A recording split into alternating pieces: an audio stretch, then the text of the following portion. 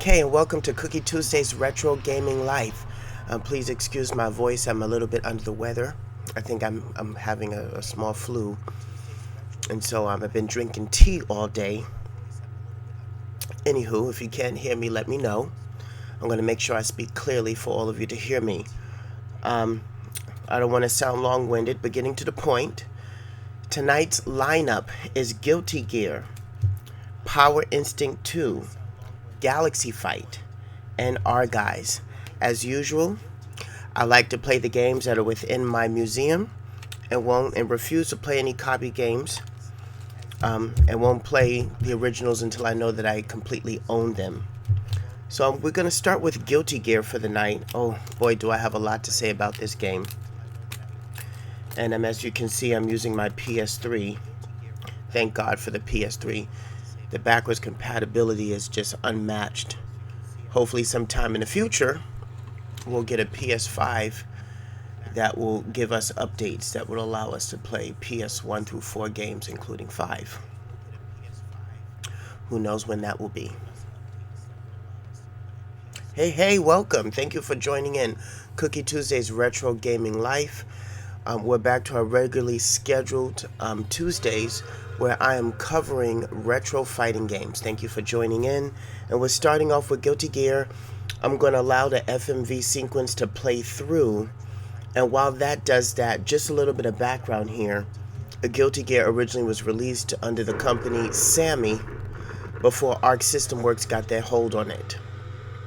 So this is the very first Guilty Gear game that was released at the very end of PlayStation 1's life. And by the time this game released, most people was purchasing a PlayStation 2 didn't even know that Guilty Gear had come out and actually went backwards to discover the first game. Just like myself, I had to go backwards to discover that there was even a first game because I was introduced to X, and I had X for Dreamcast, and then also ended up getting Double X for PSP. I played Accent Core, Itsuka, Midnight Carnival. I played them all of the original series. And then I had loved the music so much that at the time they had this memorial box set of all the music, which you can see right here. This is one of the Easter eggs that I wanted to show. So this is, at the time, the complete sound Bible, what they call the box band score. It came with the original soundtrack, the X soundtrack, the X heavy rock tracks, the XX soundtrack, the Itsuka soundtrack, and then an extra CD, which is a bonus disc of the Arrange. And if you don't know, there are 2 vocal soundtracks to Guilty Gear known as the New York vocal tracks and then the Los Angeles, LA vocal tracks, and those are 2 separate vocal soundtracks. Oh, by the way, this sound Bible also comes with a complete book music sheet. So if you know how to play an instrument, it comes with a book where you can actually play the sounds of the game on piano, electric guitar, a flute, all the instruments that you will see on synthesized keyboard. They give you the music notes in the sheet book to all the characters in the game and the different versions that this box of the music comes with. Okay, with that being said, let's get into the game. Okay, so I am a character loyalist to the very end, and so I started out with Melee Rage, and I always played with Melee Rage, and then my second main was Jam. Yeah, since this is the first game, it plays heavily different from the major upgrades that you would see in X. This game does not have air combos, I believe. Ooh.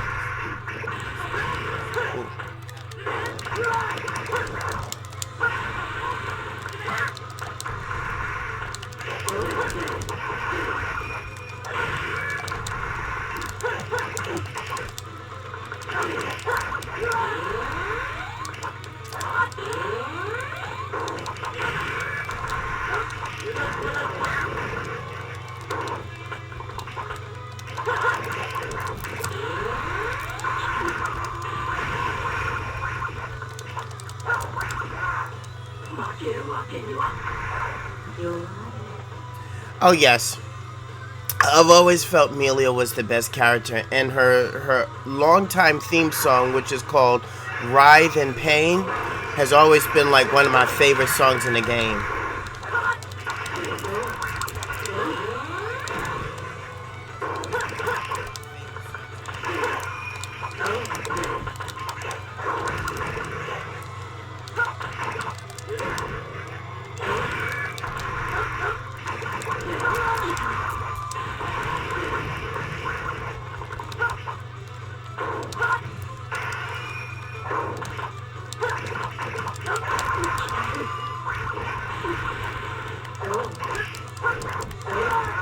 And if I believe they still have the instant kills in this game, it's been such a long time since I put my hands on the original Giruti Gia for PSOne.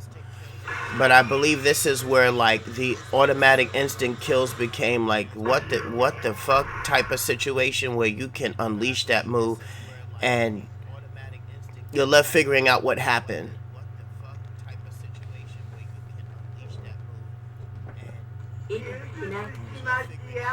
Yes, yes, yes. So yeah, I had mentioned the Japanese vocal albums. Yeah. So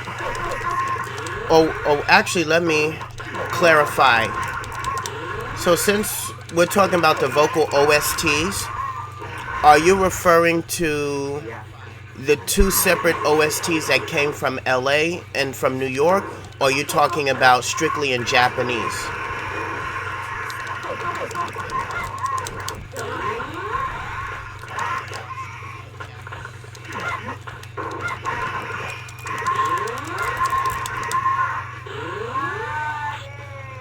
Ah, yes, okay. Yes. You know, I actually don't have that. I have the American vocal OSTs, the LA edition and the New York edition, but I don't have the Japanese one. It's in my to buy list of retro music hunting.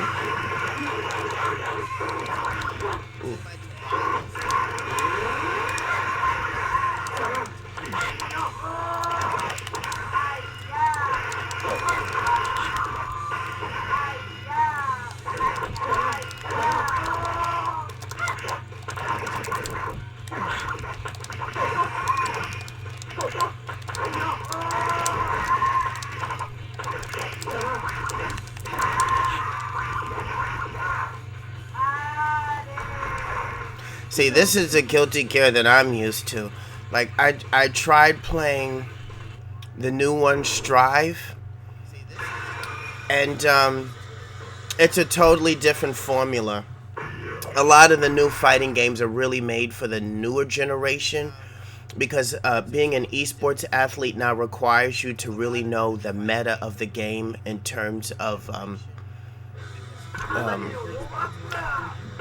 what I like to call the equations. I had to think for a second, but I like to call it the numeric equations, meaning you have to know which moves are plus and which moves are minus.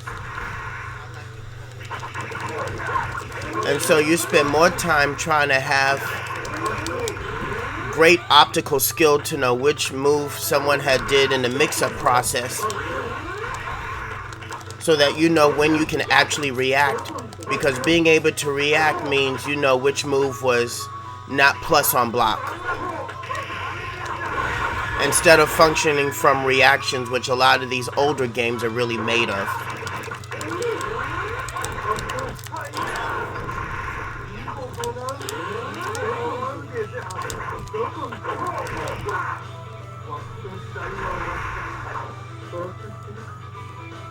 Yes, there are. You know, unfortunately, I haven't played this game like that to know all the infinites and stuff. And at the time, when I did discover Giruti Gia 1 for myself, I played it good enough to where I like enjoyed it for the arcade story mode.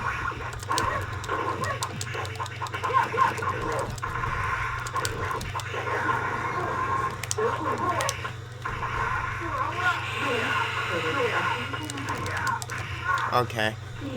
You got me.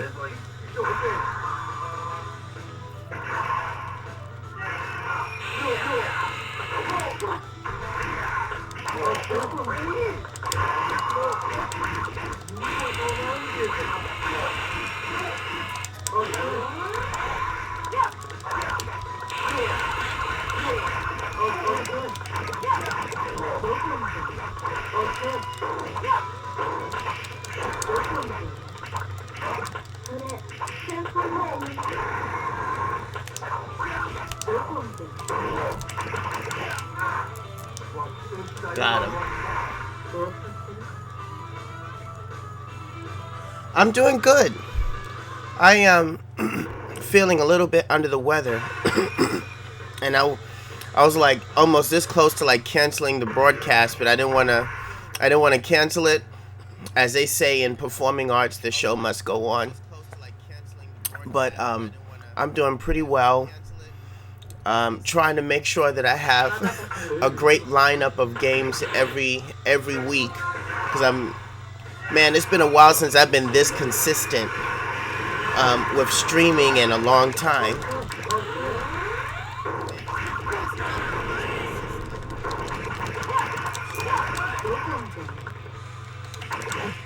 Okay, I don't know if that was a glitch that just happened or what.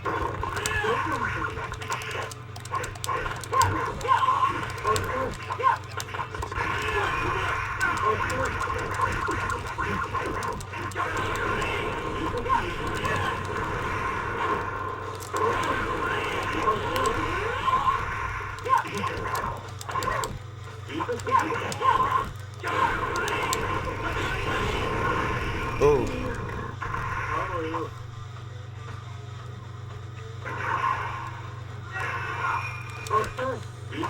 Yeah, it looked like he got stuck in the air for a second, and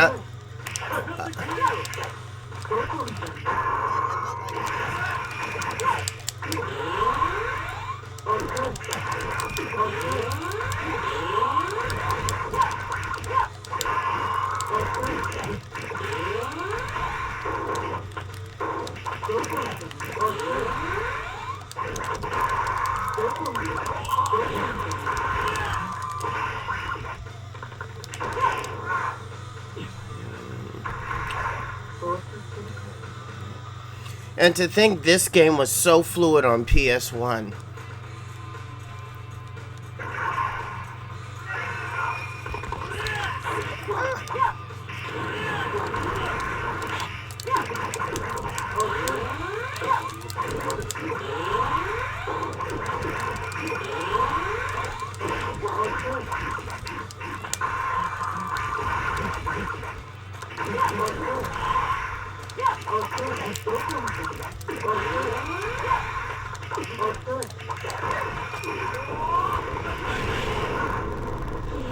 Whoa, that took everything? Okay, wow. That was unexpected.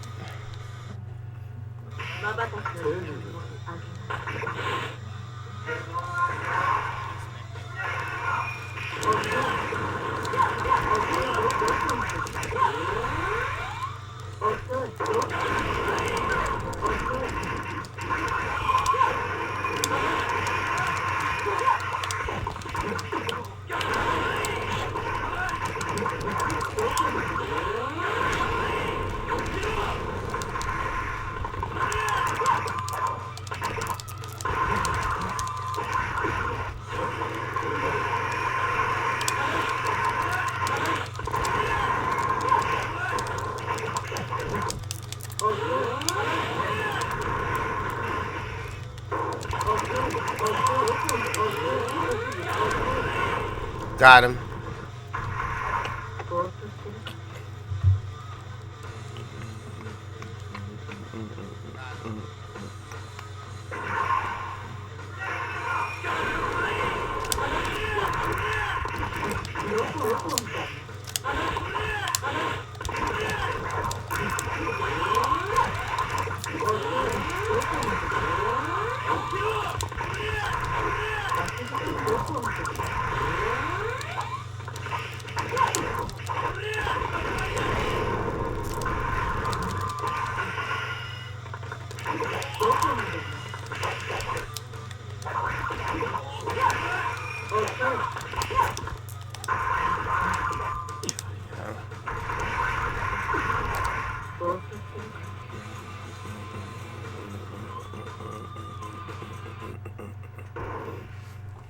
Thinking of which, Now that there are a bunch of new Guilty Gear games, including Rev 1 and Rev 2 and Strive, I would think that they would like update the Memorial Music Box and launch another music collection at some point, having all the old Guilty Gear games and the new ones all in a new memorial collection is what I'm trying to say.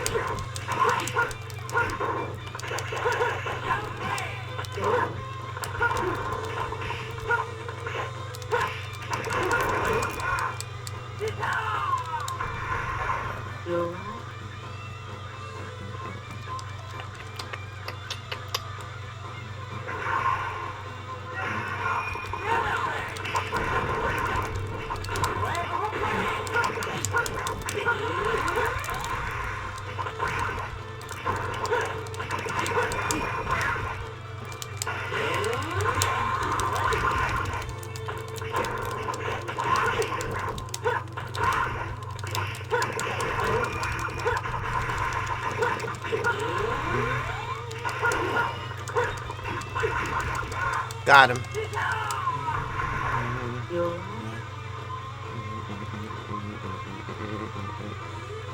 It would also be interesting if they released all the older Guilty Gear games for Nintendo Switch. I definitely buy them. I have a couple of them. Actually, no, I have all the ones that they released for Steam, including that Judgment game that they released, which I think was also released for PSP. Correct me if I'm wrong. Judgment was PSP, but that's also on Steam as well.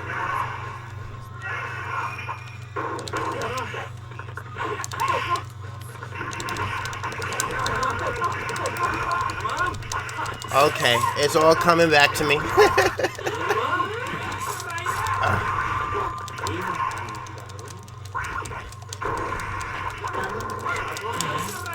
Wow, okay. He said you will not roll out of this.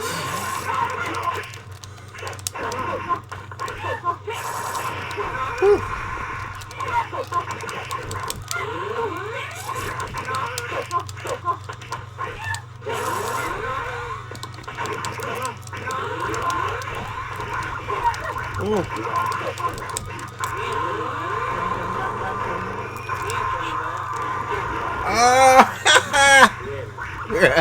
Got him.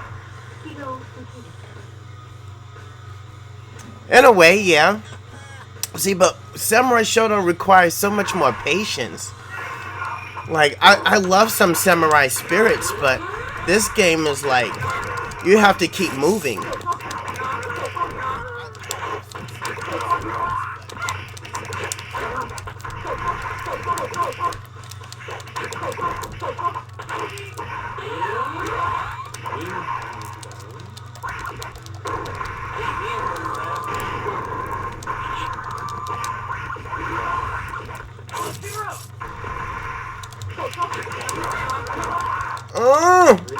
Off the screen!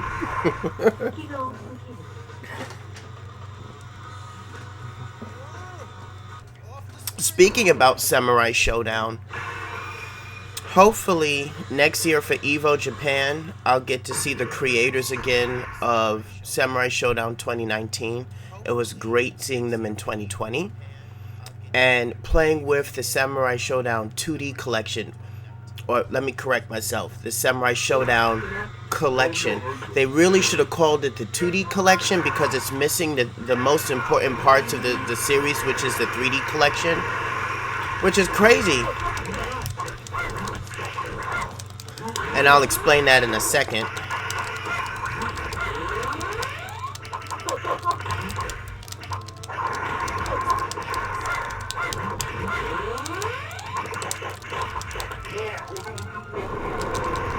Ooh.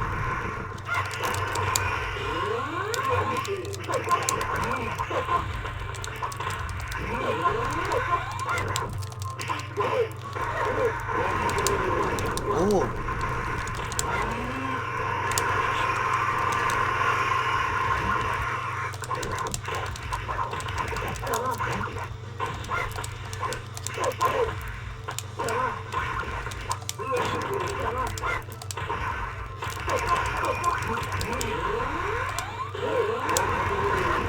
Oh wow, I jumped right into that.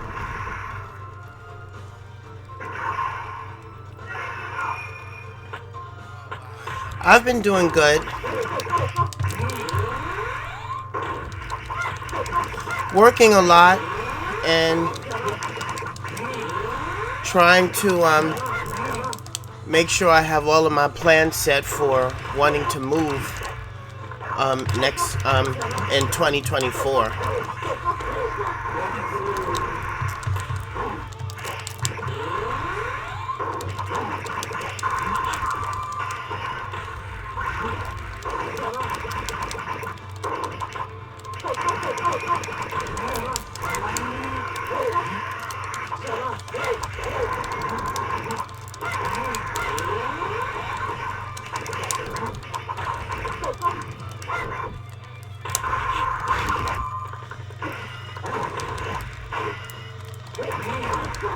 Wow. Wow, one punch to the face did that to me. Okay. All that fighting that I did. So, in 2024, I'm looking to move to Vegas. Because I know that's where the whole esports scene is gonna, like, truly officially be.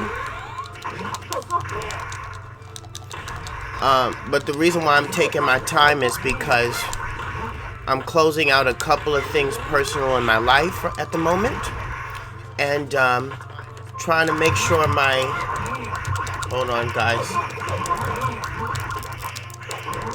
you see me, I'm trying to make sure I stay on top of him. Okay, I wanted to make sure I at least won the first match. Wait, that was the first match. Okay. That was a lot right there. I'm fighting more than he is, and my shit takes like this much life. But, so, I'm getting closer to 40. I'm 37. In January, I'll be turning 38. And it's time for me to have my own piece of real estate. So I've been working towards, for quite some time, saving to purchase a home.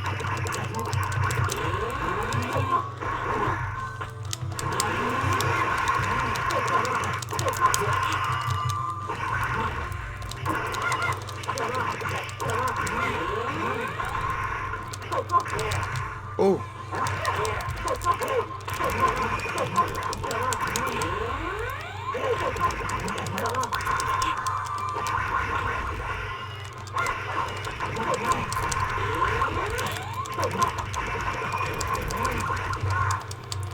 Yeah, I'm fighting more than he is, and the handicap on my moves takes like this much, so it's almost like fighting a sub-boss almost. Oh, thank you. Well, I'm still doing acrobatics. I'm still doing martial arts. I'm still doing all the things that I had set out to do back then, still doing that now, trying to maintain my skill set so that I can continue moving forward in the career of my choice, which is media, between esports and media, and finding the balance of doing both of that at the same time. But I feel like I won't be able to really do too much of that until I actually have my own piece of real estate, which is why I want to have my own house. You know, doing events and doing classes and going to anime conventions and trying to contract myself out to do work has been tough because so much red tape, getting through politics, people, favoritism, nepotism, you name it. And by having my own piece of real estate, I can then do my own events. I can then turn my home not only into an estate, but into the museum that it needs to be. and not only be the educator that I want to be,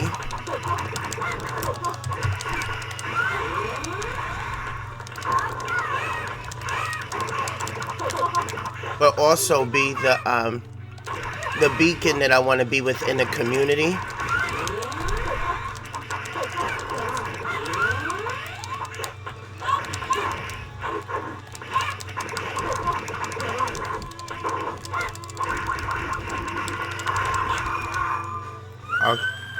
Okay. Yeah, I was never a fan of May. I just don't like May at all.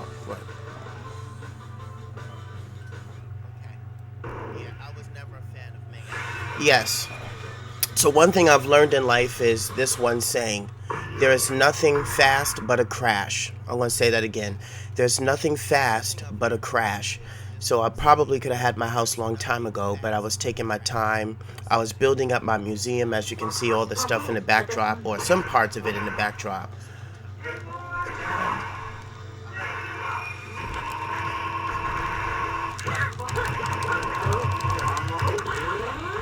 And as I continue to stream for Strike First Gaming, one of the things that I want to make sure that I do as I continue to stream for this great company is to be able to provide history lessons on behalf of the martial arts games that we play within our community. Oftentimes you see a lot of streams, and these are really good players that do streams. Nothing, you know, not making fun of anybody's streams out there, but I noticed that not everybody gets real into the performing arts aspect or the mythology aspect or the metaphysical aspect. Okay. Ah, he hit me before I could do the super.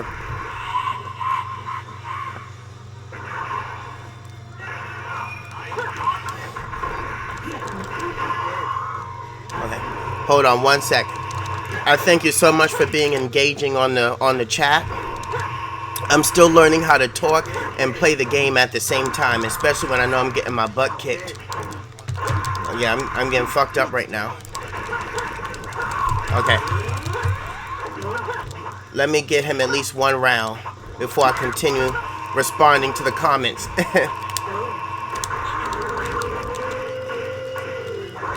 Ooh.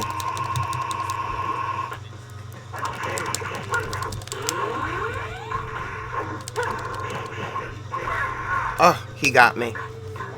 Okay, Zato. Yes, let's continue.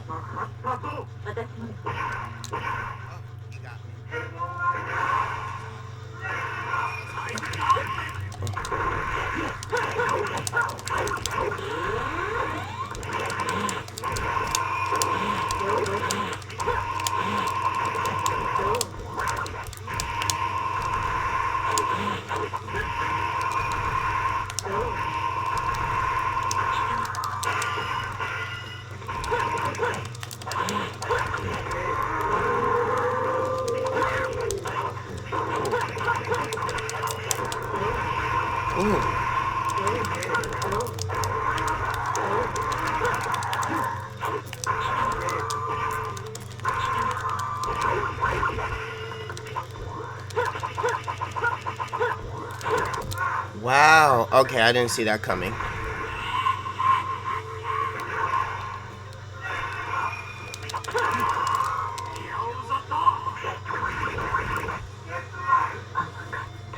Oh, shit. Well, there's the instant death I was talking about. And the match just begun, and I got caught with that in like 1 second after the match started.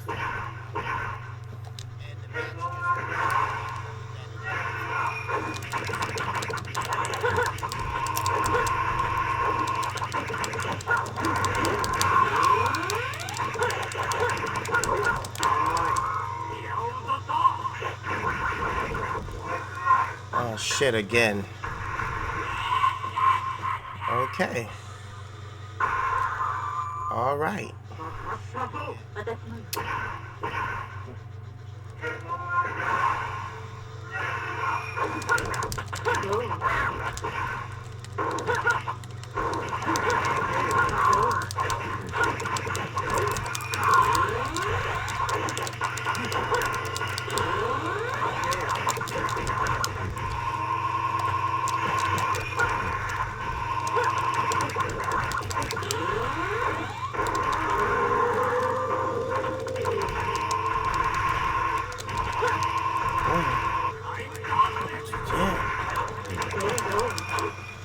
His movements remind me a lot of Jeddah.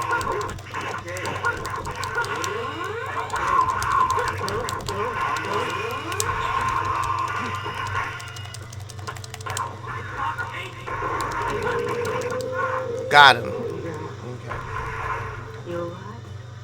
Yeah. The way he moves, Zato reminds me of Jeddah. A lot of his moves can be ambiguous.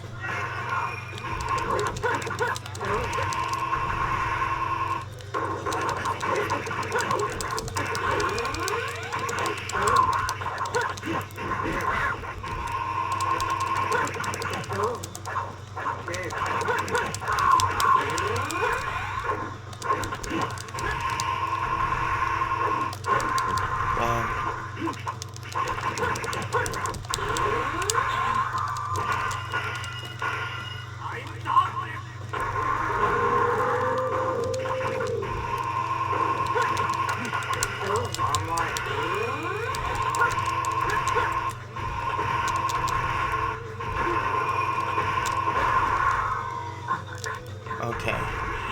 So I see when he does that drill, he's invisible. I can't hit him unless he finishes the drill. Okay. What?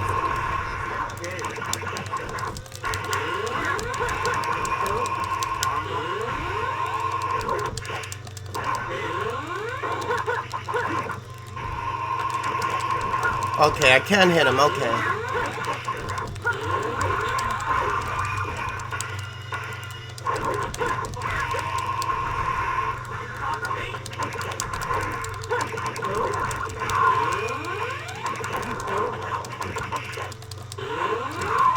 Got him. Okay.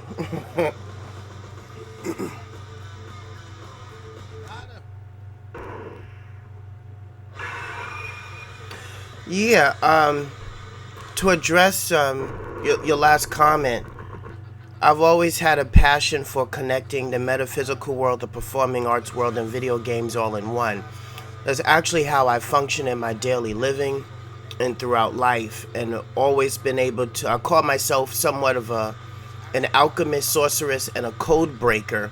I specifically watch anime and play games to look for hidden messages that a lot of the Japanese creators put in these games that mirror a lot of our own real life mythos or past history, and what inspirations drew them to create those characters, those stories, and those interconnecting relationships that they'll put in the backstories of the games, and the people that they create, and being able to crack those codes, and then explain it to the gaming community and to the sci-fi fandom and anime fandom as a whole, gives a whole bigger meaning to just watching the anime or playing the video game and seeing something in face value, not knowing what it possibly truly means, when you know where the origins of it came from.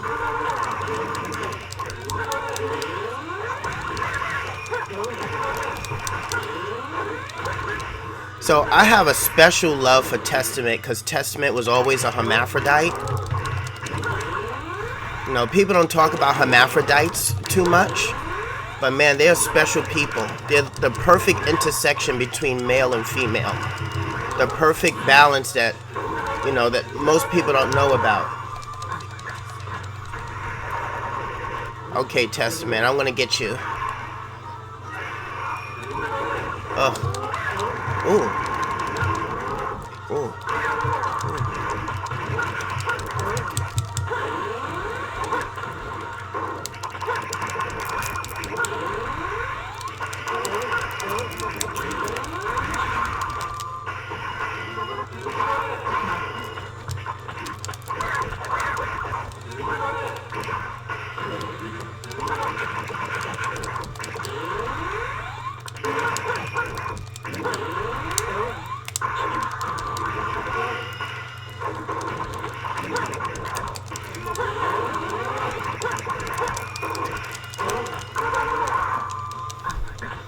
Is it me, or is the CPU's moves taking more damage than me?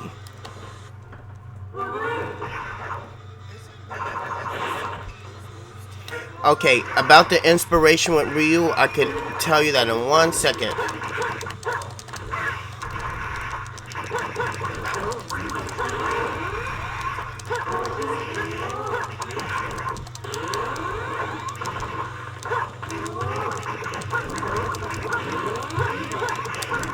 Oh! Oh! Oh! It's intense! Oh!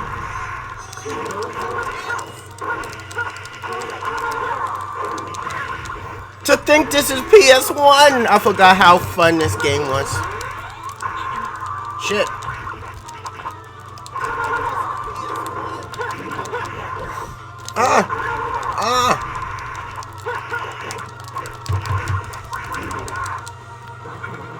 Got him.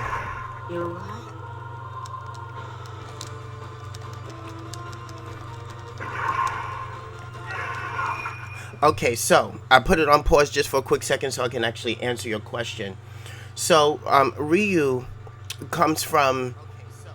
So he's your traditional Shotokan karate warrior in Japanese traditional martial arts. But what he comprises of is the concept of that your worst enemy can be yourself. And that understanding that we as human beings have light and dark, and what we choose to be depends on us, and that by accepting the dark is also by accepting the light, and that we're constantly fighting amongst ourselves, within ourselves, to be the best version of ourselves as we connect to our higher self, which is known as higher consciousness. Ryu, who comes from this cursed family bloodline, which is very common in Japanese mythological lore. That's not a new concept, but it's a Japanese story of always having to battle against one's own darkness, and that darkness being fused within your DNA and RNA.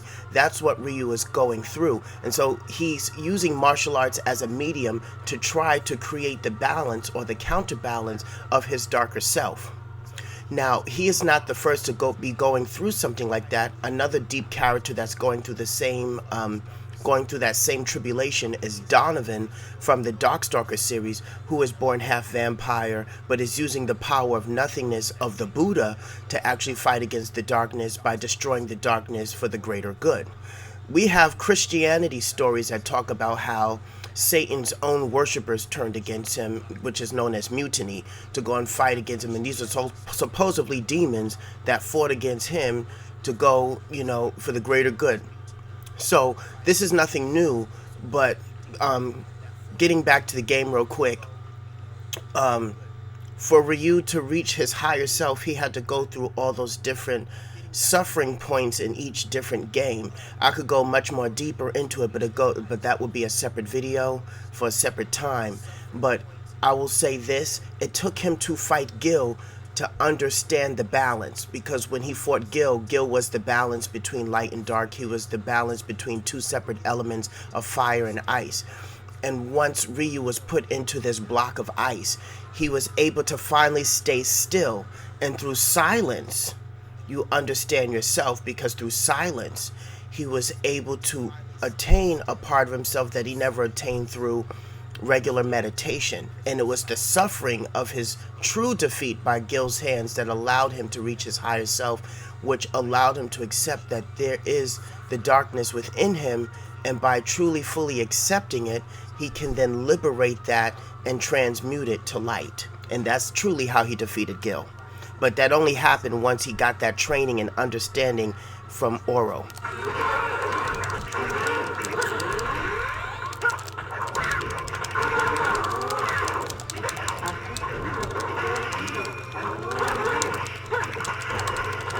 Ah!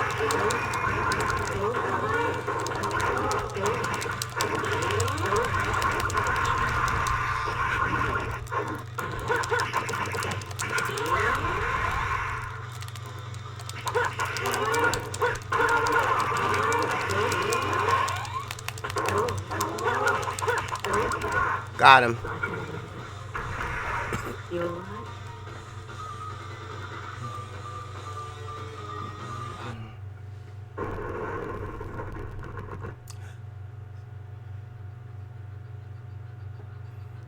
all this Japanese that I can't read. Yeah, it took me a couple of tries because I haven't played the first game in a while, but so part of it was coming back to me.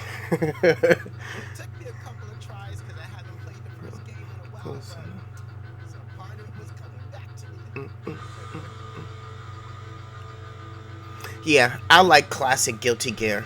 I play this Strive and the Roman cancels and all that. It's a fun game. I have nothing against Strive. It's fun, but I really like the other Guilty Gears before it became what it became now, you know.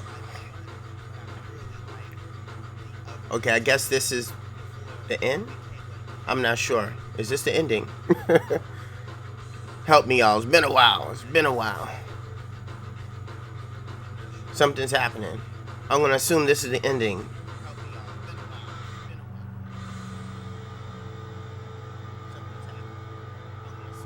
Okay, this person became a Dragon Ball Z character? Okay, this is the boss. Okay. Alright. Yes, no problem. Crack my neck right there. There we go. Okay, I thought the game was over. I guess not. Uh-oh. It looks like I'm fighting a godlike character.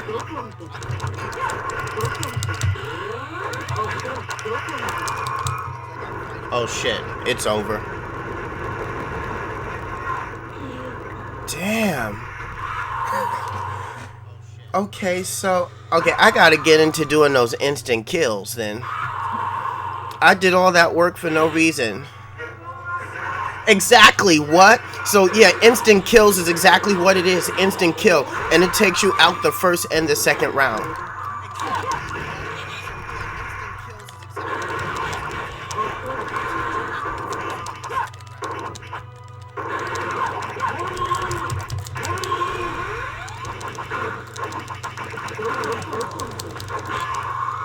Oh shit. It's over.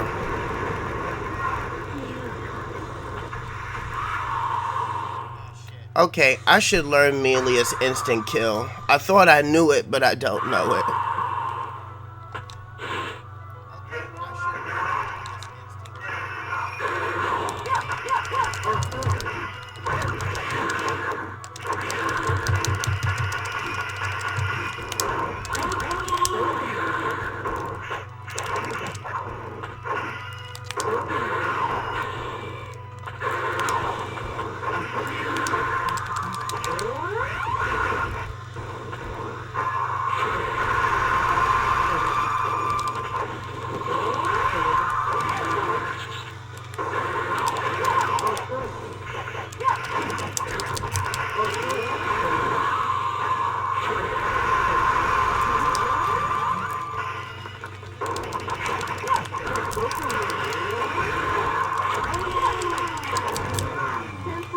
Oh yeah, I have to watch the boss's meter. Okay,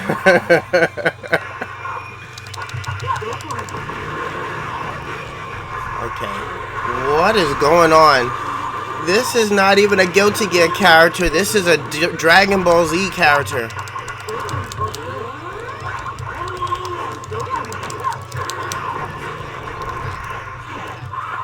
Okay, what was going on there? Okay, I didn't even get up off the floor, but okay.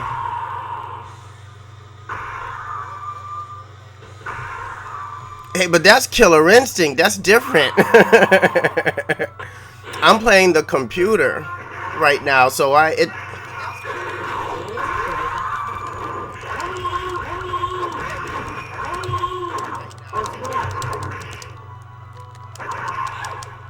Okay. Okay, he's ambiguous. Wow, did y'all see the block damage on that?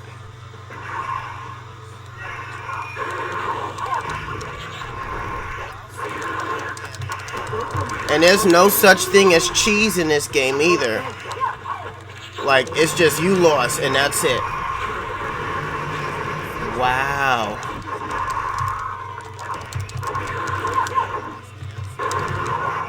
Ooh. Okay, I'm gonna try this dude one more time. and then we're gonna switch to our next game. Cause I'm not trying to be here all night trying to fight a Dragon Ball Z character.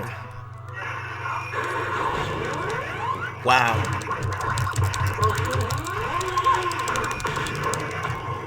Okay, he like broke out of the shit.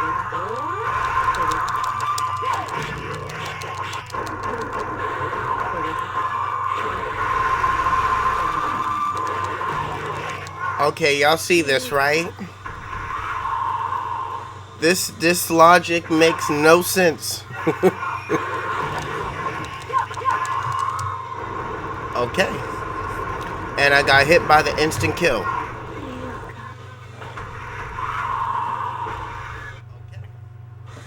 Yes, in fact, I haven't covered rival schools yet, but I am going to cover that in the next couple of weeks. Okay, so that was the showcase of the original Giruti Gia. We're going to go in just for a couple of seconds, commercial break, while I switch over to the disc. We're going to go into Power Instinct. Power Instinct.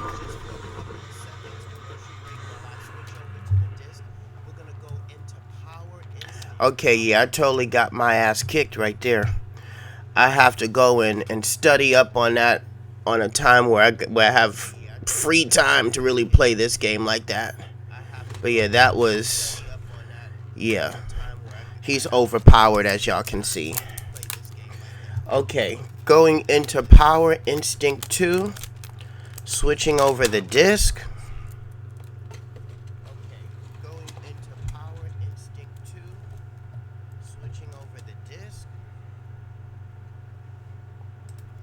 Yeah, speaking about Killer Instinct, the combo system in that game, of course, is dramatically different from Giruti Gia. So, Killer Instinct is a little bit more realistic.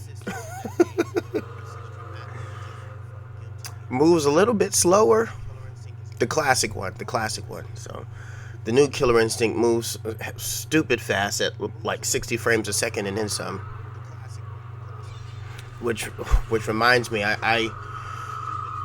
I remember when that game was first announced, and I was so excited for the new Killer Instinct when Double Helix had started it, and then it moved over to Iron Galaxy. And I waited for the reveal of Orchid. She was like the last teaser to be revealed in the first season of the game when it was like first announced for Xbox One, Day 1 edition. I did like a tournament at the Microsoft store. And then when I finally got the chance to get my hands on my favorite character, she was nothing like the first or the second game. Oh wow, her ass is all up in the screen. Wow, I didn't expect that. Ooh, I forgot that there may be a little bit of fan service here. Okay, this is Power Instinct 2. We're gonna get right into it.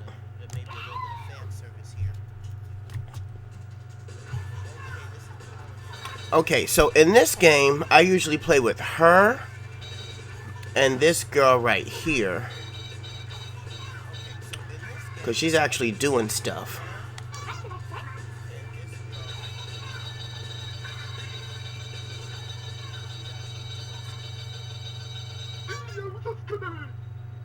Okay, it took them a long time to get me my opponent, I see.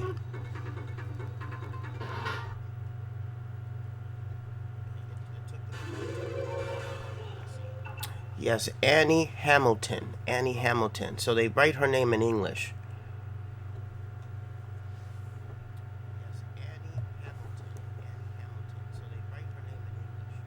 No, that's not obscure at all. In fact, I'm one of the biggest Ballerina Toshinden fans there is. Like, I followed that game for years and still play the games. Like, I did like a tribute already to the Ballerina Toshinden series covering parts 1 through 4. And if you didn't know, part 4 wasn't released in America. Part 4 was only released in Europe and Japan. So they did release it as Toshinden 4 in Europe, but the original Japanese name to part 4 was Toshinden Subaru.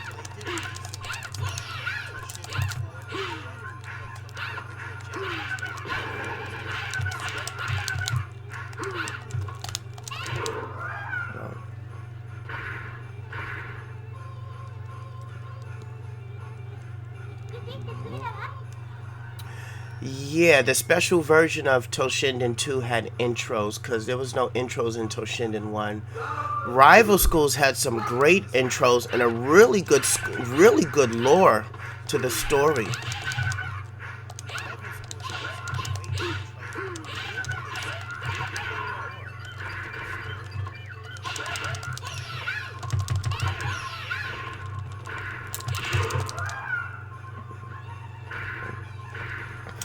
So when I think about Toshinden, Takara was the company that created and produced and created that game. I was hoping that at some point the way that they would bring back some of its iconic characters would be way through Soul Calibur, because as they have guest characters from different time periods, it would have been great to have the main character EG to make an appearance in Soul Calibur, and that would have been a way to reintroduce the Toshinden series to try and revive it the proper way, because they tried to revive it, but they gave it this anime-ish look, and it was very obscure and was released for the original Wii on Nintendo. In fact, I spent like $100 to actually get the game just to have it, a physical copy of it, because that game was still, again, wasn't even released in America. So most people don't even know that there was a Toshinden revival game for the original Nintendo Wii.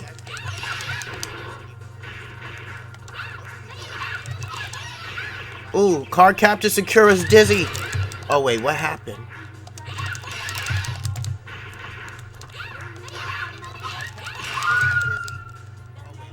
So of course, the better Power Instinct game out of all of this is Matra Melee.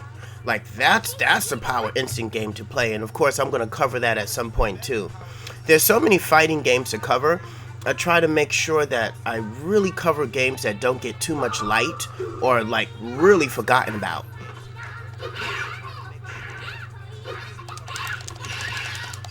Ooh, Card Captor Sakura's dizzy.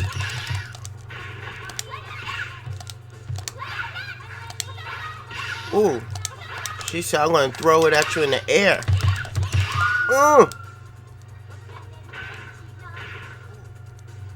Yeah.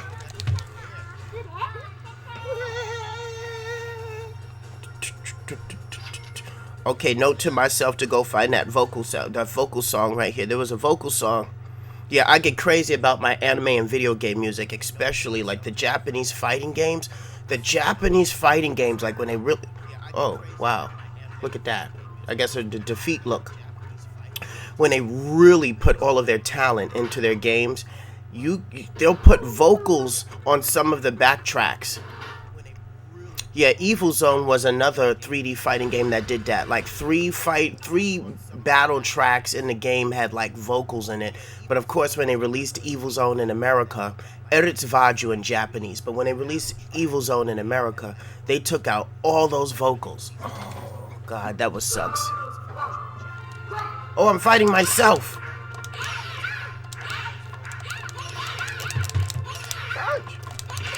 Ooh. Oh.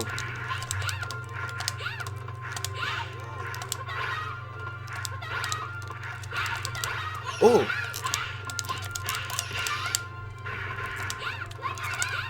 Ooh. How do I want to do that?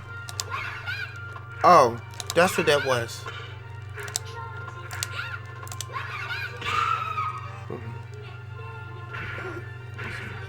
Right? It is. But she's like the only like normal female in the game. I do know that the grandma, the old 80-year-old lady that's in the game, she's like the most broken bitch in the game. Like, how are you that powerful at 80 years old? That makes no sense at all. Oh, wow. She caught me from that far. Oh, she's dizzy. It's over.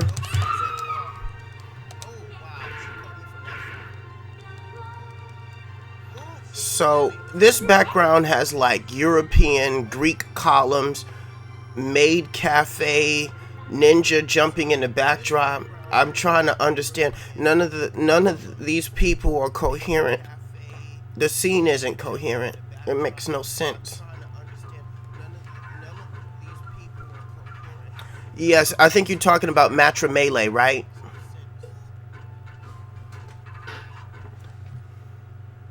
Yes, I think you're talking about Matra Melee, right? That's the Matra Melee should be the one, yeah, with the juggle system. We'll be covering that game soon. Will, definitely. It's in the list, trust, it's in the list. Oh, I pressed the button by accident. Up, here's the grandma right here. Like she's the one like to play in tournaments. You want to win a tournament? Play with this old bitch. Really?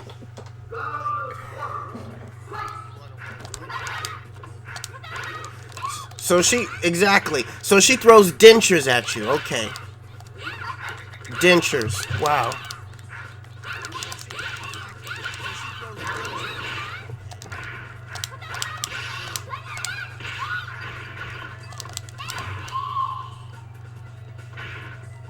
So mind you, I kept this game at the default setting. I didn't change nothing about it. I kept it right at the default setting.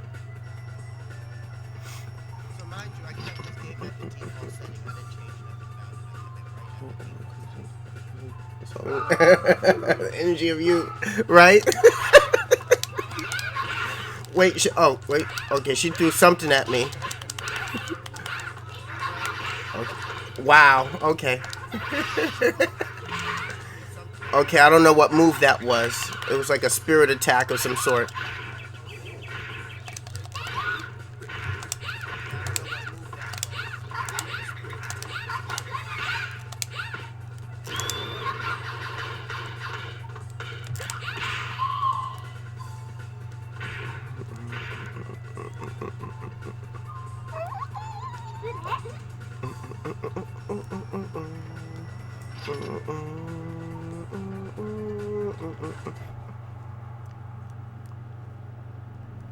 Yeah, gotta love those classic loading screens.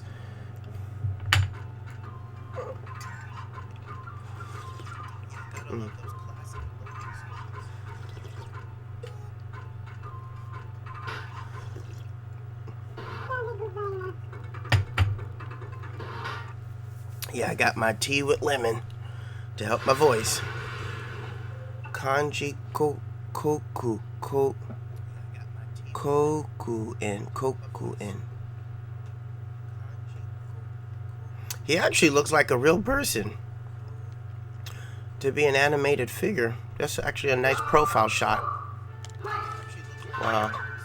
So he fights with a scarf. Oh.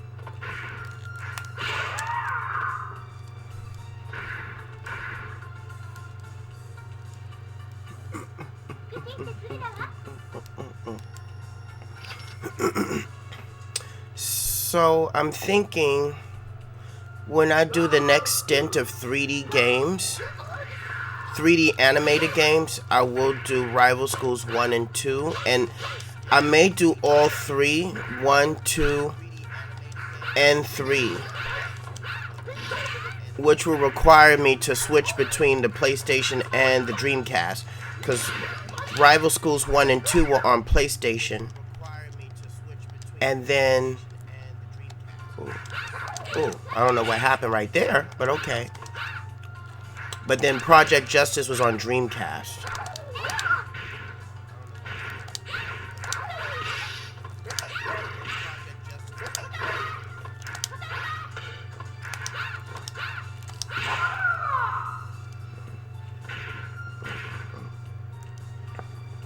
Yeah, every time I think about Rival Schools,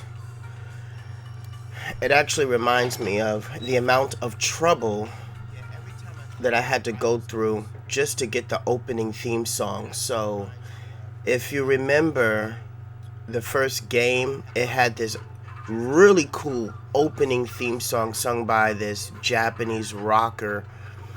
I can't think of his name right now, but I have his album.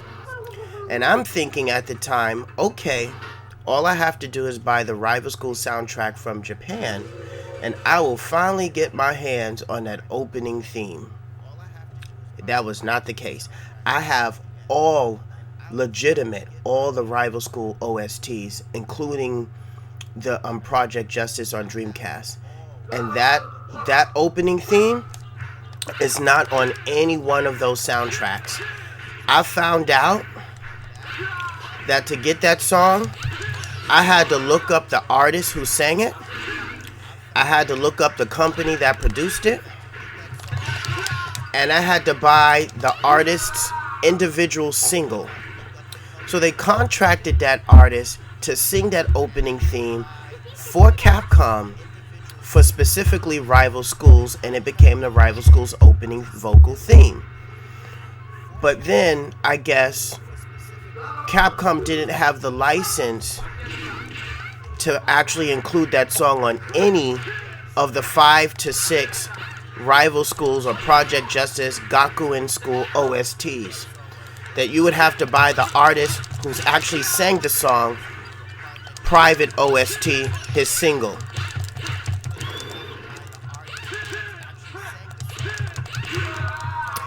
And so I did. And then not only did it come with the song, it also came with a legitimate karaoke version of the song on something called a 7-inch CD, which is like this big. So a lot of artists in Japan will release those 7-inch CDs with music on them, and it's usually to promote their own album. But sometimes if they get contracted by a video gaming company, it's they'll get contracted to sing a song, and they'll promote the game by having a 7-inch CD that has specifically that song for the game that'll be recognizable to anyone that's going to play the game or to anyone that knows the artist, you know, in a different realm of the performing arts. And then they'll give you a remix of the song, the version of the song that'll be in the game, and then sometimes the karaoke version. So if you're going to memorize the song, which the lyrics will come with it, now you have the actual karaoke. Oh shit, I got go. Ooh. Okay. That was an SNK move right there. That was a Ryo move. With a different twist. Ooh. Yeah, Ryo doesn't have that. He doesn't have something to trap you. Oh shoot, he's actually fighting back.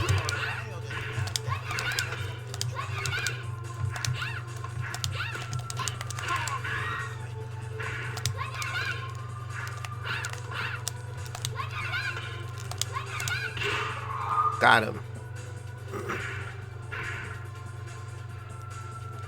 Yes, if you ever want to get your hands on the opening, I'll leave my email. Feel free to email me. This is all part of my museum. Like, I give away anime and video game fighting music for free. Like, I'm literally an archive of remixes, OSTs, long lost anime, video games, you name it. Especially since the realm of what I collect is mostly from the late 70s all the way until about 2010. Because that's when like anime and games started to really change. It was 2010. So I collect that stuff until then. And it's not to say I don't watch or play the new stuff. It's just my collection focuses on that.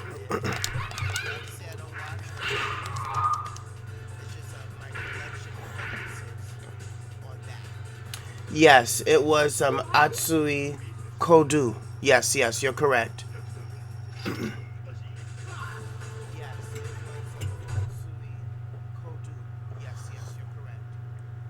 Sorry, I need to lubricate again. I need to get that lemon.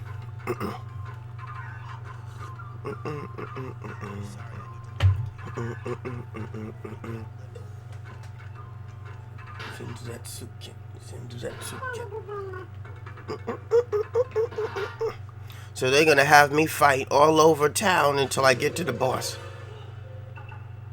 Okay, Keith Wayne, you looking kinda cute. Looking kinda cute.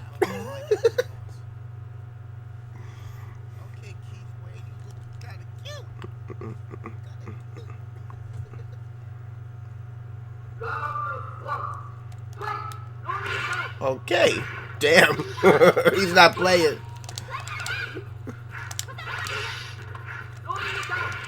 Okay, I'm getting Cody vibes, or Billy or Jimmy Lee vibes there.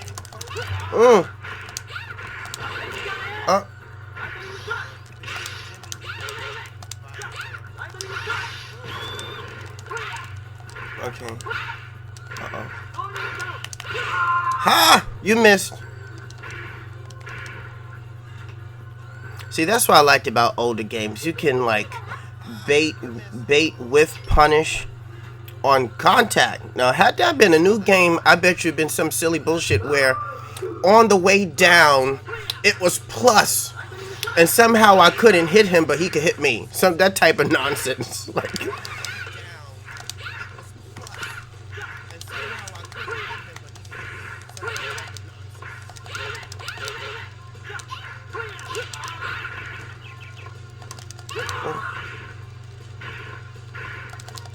Ah! Did you like that? I just walked up and threw.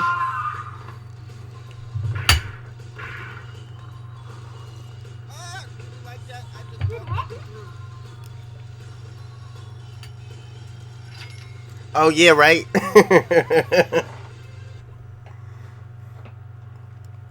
Hey, but I'm a fan of Double Dragon. You know those games were hard. The old school Ninja Gaiden and Double Dragon and Contra, those games were really difficult. So like, and I'm glad I played those games back in my time, I can say, because playing Cuphead, which is a much more modern day version of those games with much more wackier shit, it's not as hard because when you grew up playing, what was it, Gunstar Heroes, Contra, Double Dragon, all those side-scrollers, Mega Man, then Cuphead really isn't that hard at all.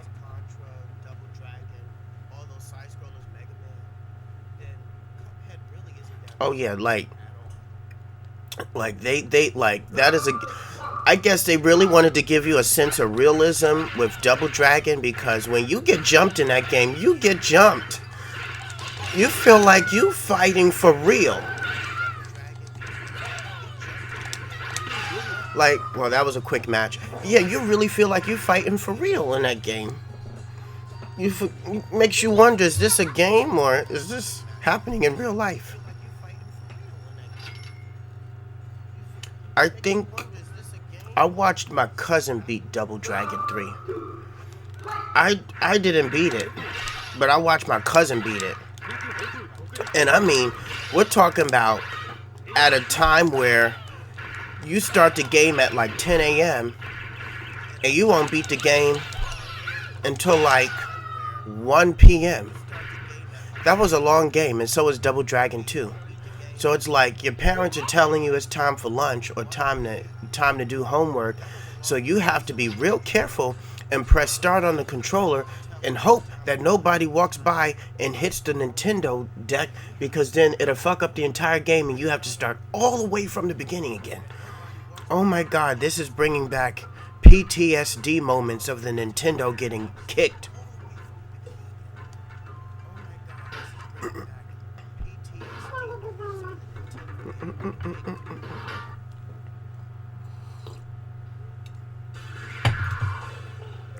Yeah, there's my second main right there, Angela Belletti. Belty.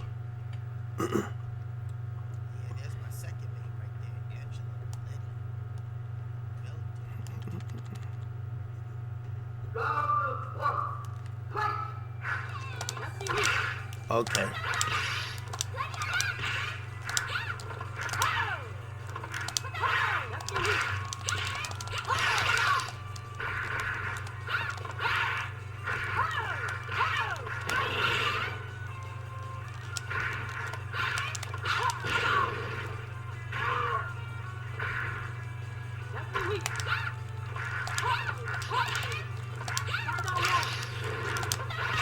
said, ooh.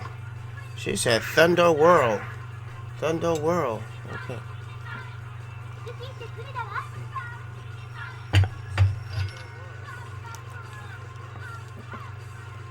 So I believe I'm getting near to the end of the game.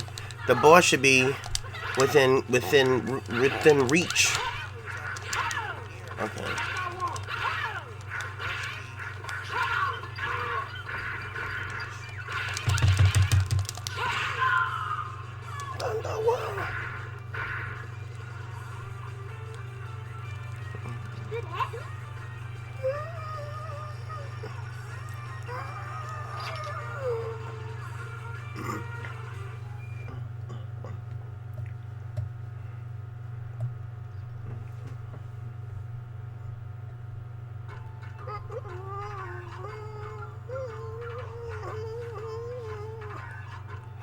Oh yeah, I definitely don't want to forget to mention, if you are the first time joining us here at Strike First Gaming Twitch channel, thank you for joining in.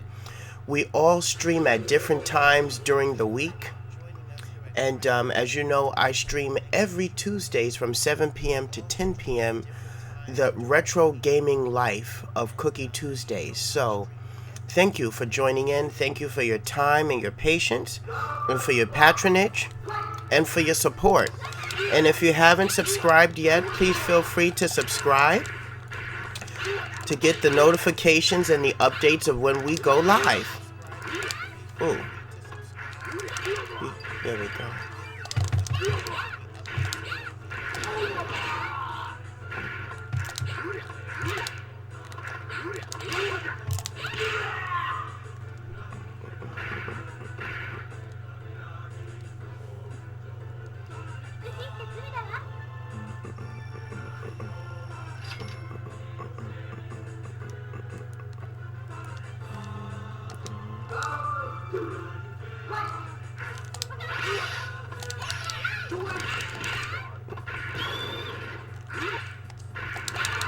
Ooh. Ooh.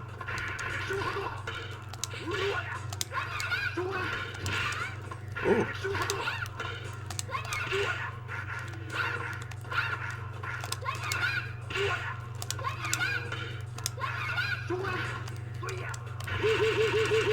Ooh. Okay. That may have been my first loss.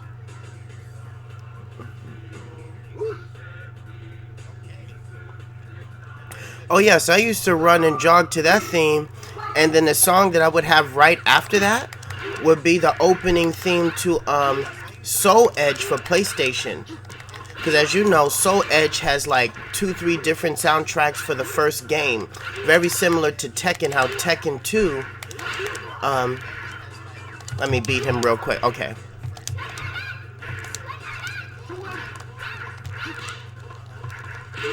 Okay, there we go. Just like how Tekken 2 has 3 to 4 different soundtracks. Because you have the arcade soundtrack of Tekken 2. Then you have the 2 arranged OSTs known as Strike Fighting Force 1 and Strike Fighting Force 2, which gives you the PlayStation versions mixes of the Tekken 2 arcade game. So with Soul Edge also had an opening theme, if you remember. And sometimes I get it confused. Soul Edge is the arcade. Soul Blade was the PlayStation release of Soul Edge. Yes, there we go. I want to make sure that I articulate this correctly. And I would also have that vocal theme back to back with the rival schools on my MP3 player.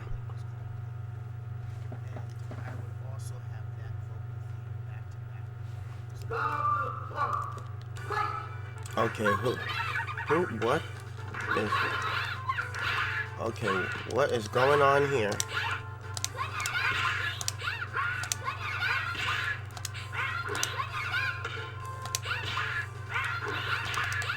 Okay, I want to beat him as fast as I can.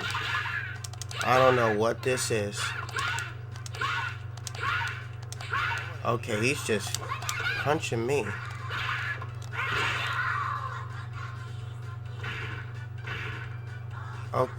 Okay.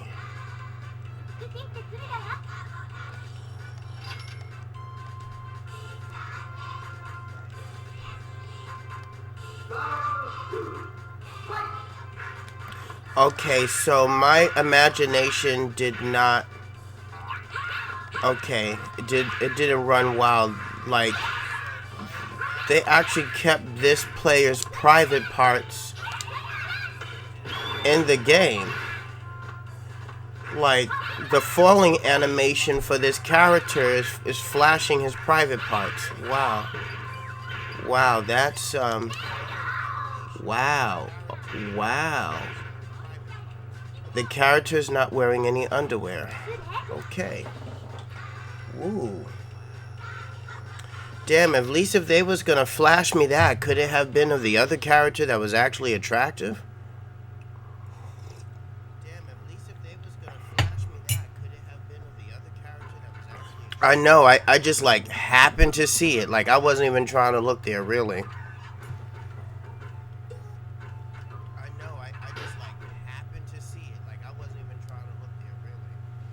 Yeah, that's probably why the game was only released in Japan. Like, I'm surprised. Well, Japan has different laws anyway, so of course they wasn't gonna give it the game a mature rating. But that flash shot right there is enough for the American society to go and put an immature rating just because of that. Wow. Yes, and thank you. I try to make sure that I'm a well-rounded person, so that when I'm playing video games, I'm reading comic books, or I'm looking at anime, whatever it may be, that there is some meaning behind it. Oh, is this the boss? Oh, she's hitting me with a crystal ball. So she's Manat before Manat.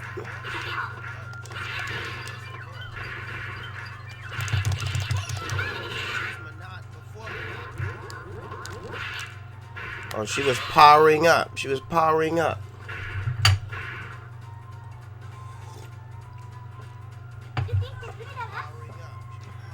Annie Hamilton.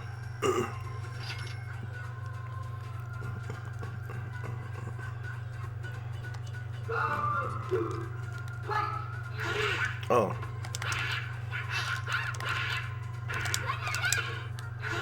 Ooh. Ooh. I got up cannon drill.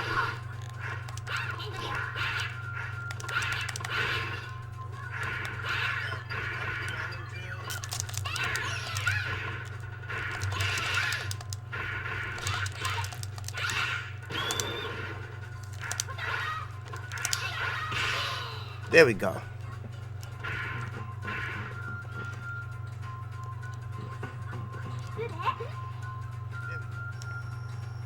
Okay, was that the boss?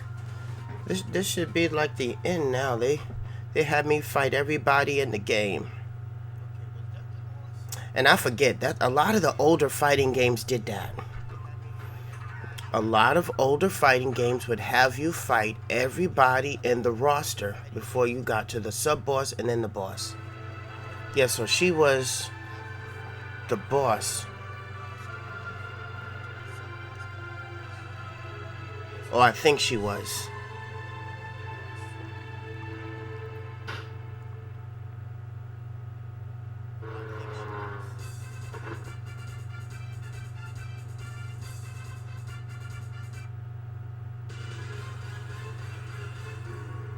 Oof. Okay. Look at the mug on her.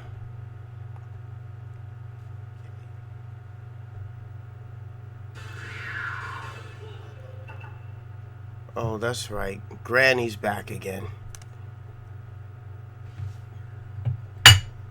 Mm.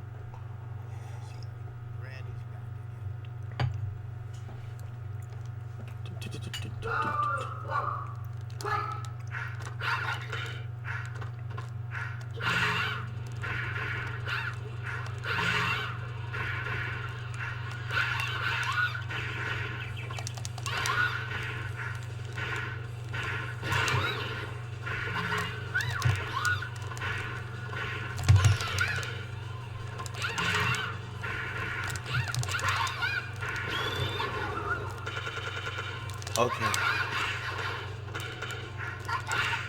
Okay. Was this a double KO?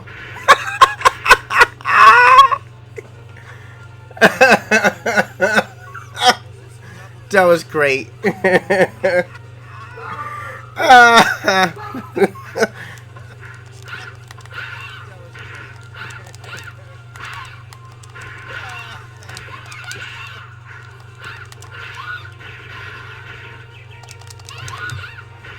Okay, why are they bouncing like that?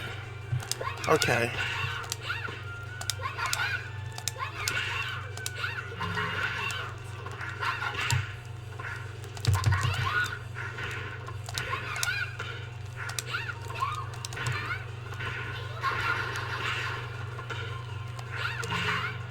Okay.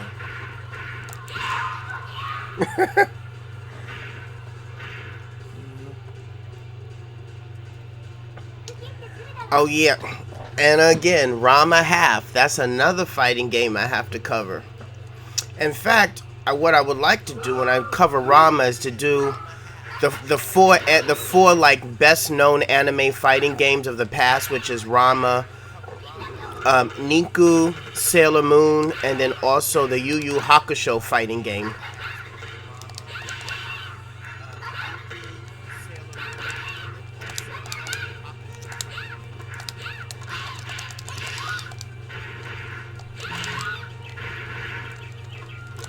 Wow, okay.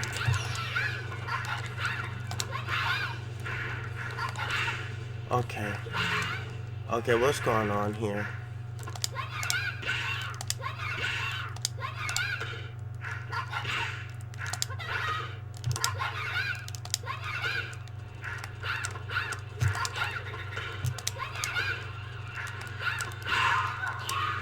Got her.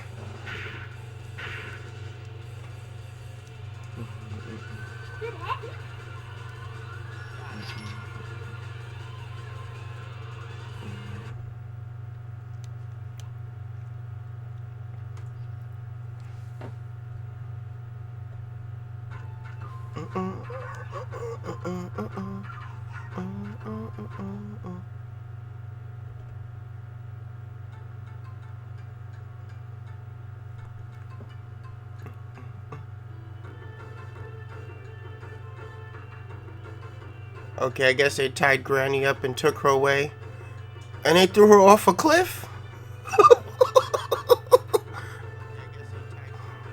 Okay, she survived. Okay, I'm like, wait a minute.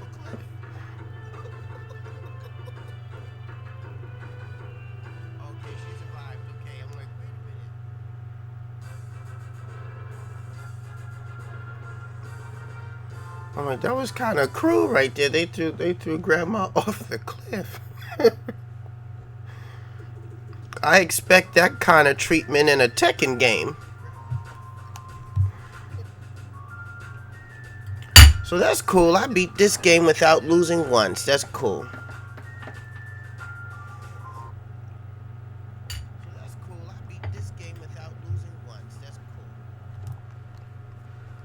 Okay, so we're gonna let the credits roll for this game, and we'll get into our third game, which is Galaxy Fight.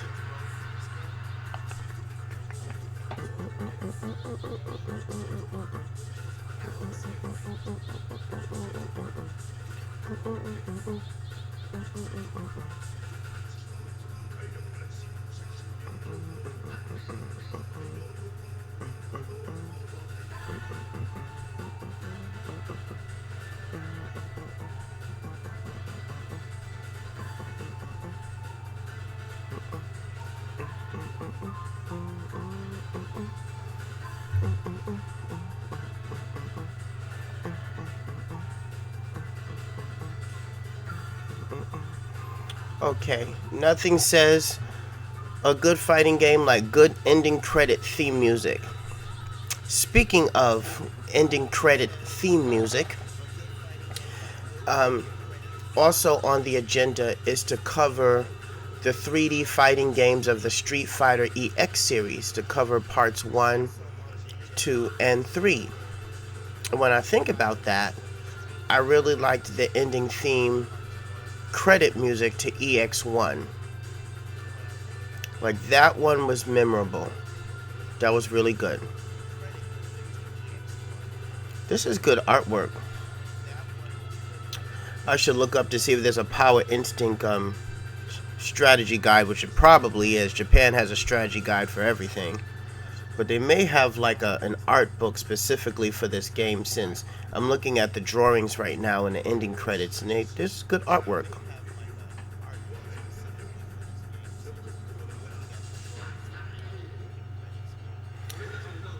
Like, and I remember when I first got my hands on the EX game, it was one of 3 games that I've got when my aunt and my mom bought me the PlayStation 1. I ended up getting King of Fighters 95, Street Fighter EX1, and then Williams Arcade Classics. And at the time, Toys R Us was doing a special for PSOne.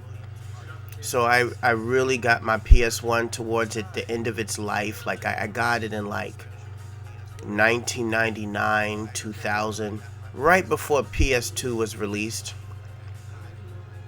And so when I saw that there was a 3D EX, a 3D version of Street Fighter, my instant reaction was to play with Chun-Li at the time. But then when I saw like the other women in the game, like Purna Pulam, Hokuto, Blair Dame, it was a toss-up. Like, I played with those 3 women for hours. Like, I don't think I even picked Chun-Li like that. And I was like really trying to figure out who did I like the most, Blair Dame, Pulam, or Hokuto. And after like a long time being conflicted, I ended up going with Hokuto as my main character in the EX series. She continued to be my main character in the EX series to this very day, and even when they had the Fighting EX layer that came out several years prior with the updated graphics and everything, I still gravitated and still played with Hokuto. And then Blair Dame was my second. She was like my pocket character in the first game. Wish the new version of the game like went further, because I wanted the popularity of that game to really like, I wanted that game to reach the FGC, because it was like the one 3D fighting game, or the one fighting game that was in date, that didn't have all that nonsense meta, and it gave you the graphics were in date, but the fighting style was like, wow, it was just spot on. Really like taking the old EX game and then updating it, and not losing the source material or the core of the way the game played. That's what I'm trying to say. The core was there. The core. But with new features for modern fighting games. And I guess it only went but so far, because I was hoping Eureka would put in the characters from Fighting Layer, like Janice, and a couple of the other characters. Like, I really wanted Janice. Like, she would have been like my pocket character immediately. But it didn't happen that way. Oh, is this staff roll still going? There must have been a lot of people. Okay, hold on here. I think this is taking too long. Okay, y'all. I'm going to switch the game. I didn't think the staff roll was going to take this long. Okay, so we're going into Galaxy Fight. Let's go in for another couple of second commercial break while I go and change over the disc.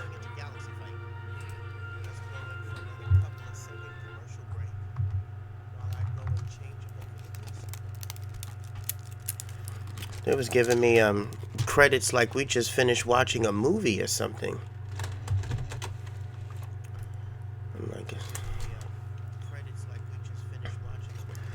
Yeah, now that I look at the disc again, I totally forgot to mention that Atlas also had their hands in the creation of Power Instinct 2. My bad, y'all. That's very important, because Atlas is known for their RPG games. And one of my favorite Atlas RPG games from back in the day was Rhapsody: A Musical Adventure, and that too was for PS1. And speaking about RPGs and Squaresoft or Square Enix, I eagerly await for them to mention when they're going to give me a HD remake or remaster to Parasite Eve 1 and 2.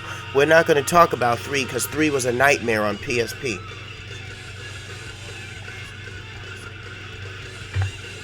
Alright, so now we're into Galaxy Fight.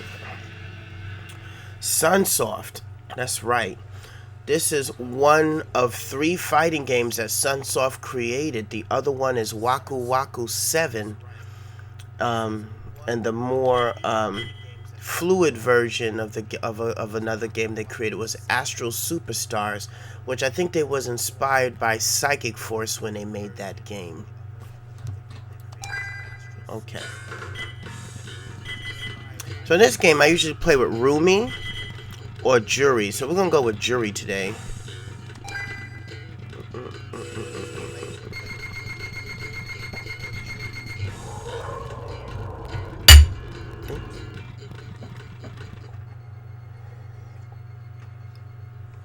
Yeah, this game doesn't have too many features. It just goes right into it. I thought maybe there'd be a practice mode. There's no practice mode to this game.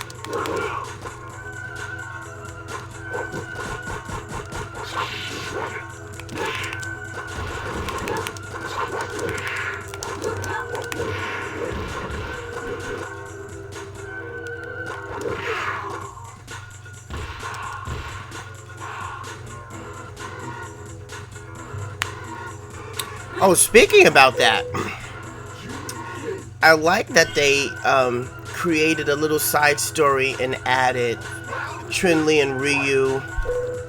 So, my thing is, in the beginning I was kind of skeptical. I paused the game for a second because I really want to answer this question. I was a bit skeptical about that, mainly because I didn't know how they was going to weave the side story of Chun-Li and Ryu into the Power Rangers universe. But seeing that Chun-Li is an Interpol agent, and that means she's international police, is we can easily put her saying that she was visiting Angel Grove or whatever in the universe of the Power Rangers. But I like how they made it so that Bison kidnapped Ninjor, who's the reason behind creating the Power Rangers Ninja Force. I remember back in the day. And forced Ninjor to create the power coin that he was intentionally going to use, known as the Phoenix coin, but then I guess they managed to get the coin back, and the coin ends up being used for Chun-Li to turn into the Phoenix Blue Ranger. They did a good job making this side story to make it fit and make it sound coherent. So I thought that was cool. On that note, I just purchased a limited edition version of Chun-Li figurine as the Phoenix Ranger.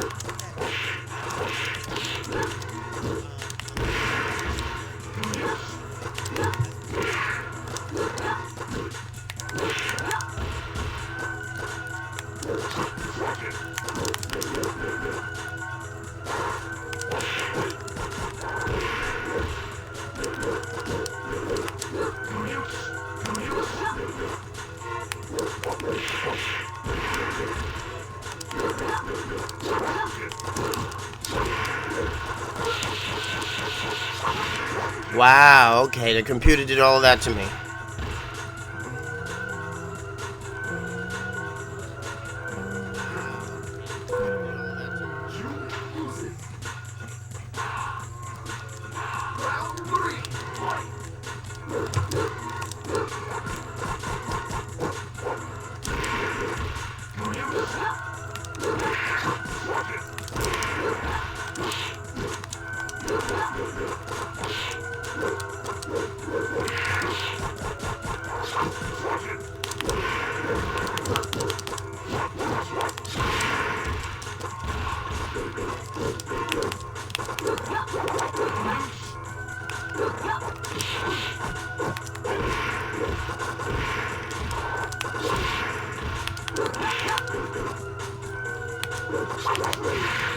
Wow, okay, we traded and I lost.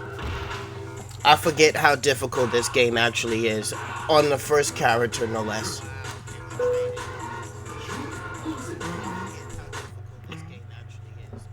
But it's a fun game.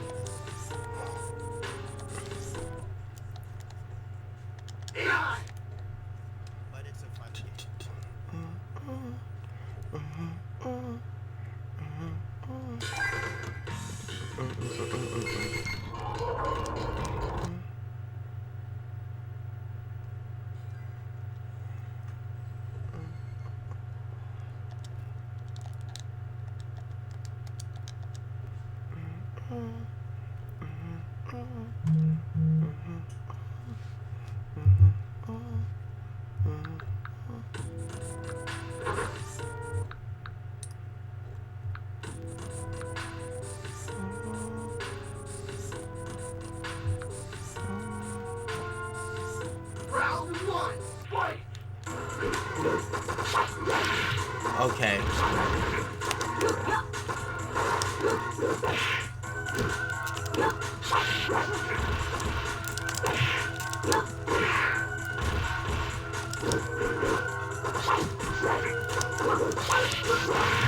Okay. Wow, I couldn't even hit him.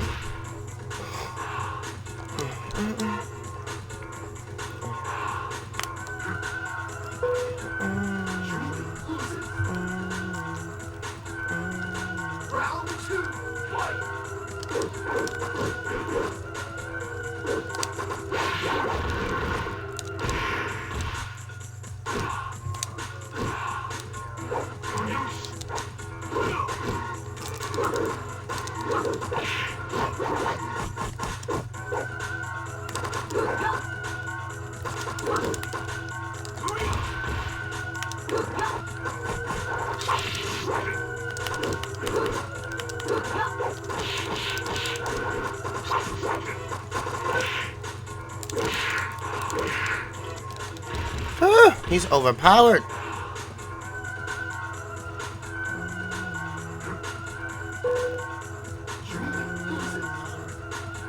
Okay, I'm gonna try this again, and if I lose, I'm gonna pick a different character.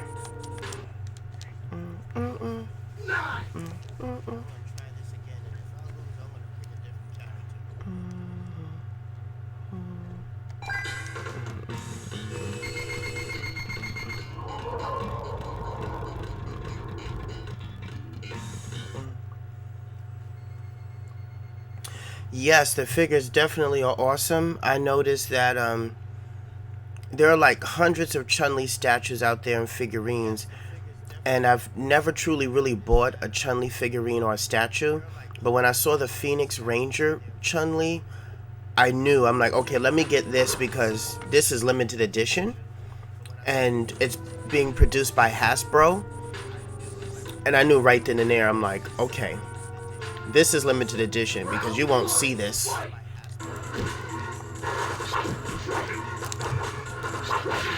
Wow. That's just like far reaching.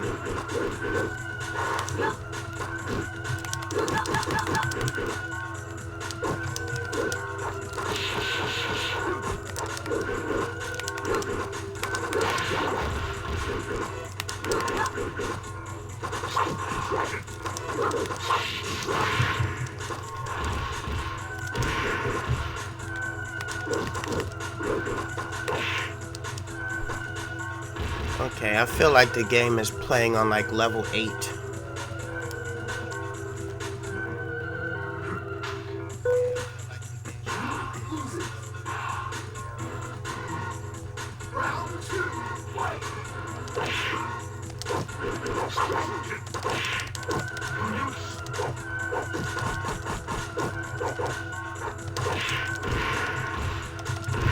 Okay. Are you for real? Wow. It's almost as if the computer's like a macro.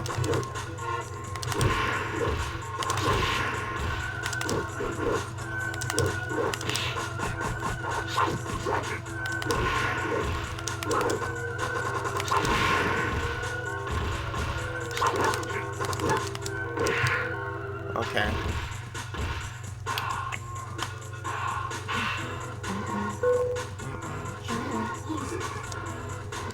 Okay, Rumi, let's try you.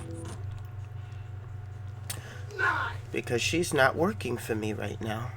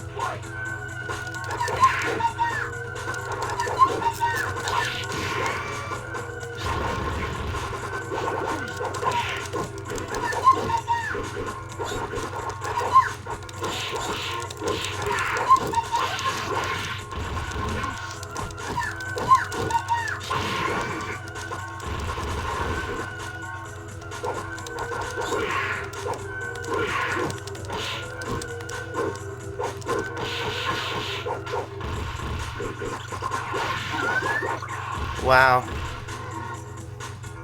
This game is playing on hard from the first character. Okay. Okay. This is a hard fighting game. This is a hard fighting game from this jump. So I don't think I want to know what it plays like on 8 then.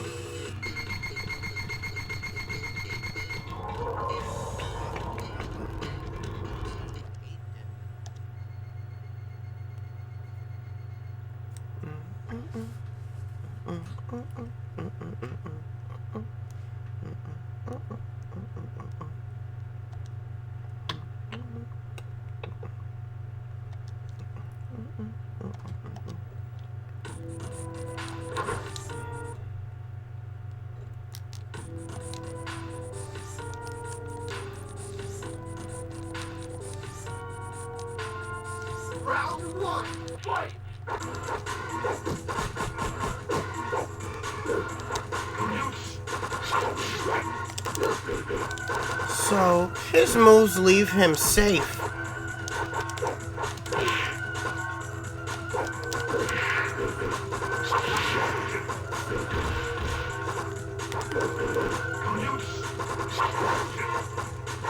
Like, you do a special move and you end up on the other side of the person.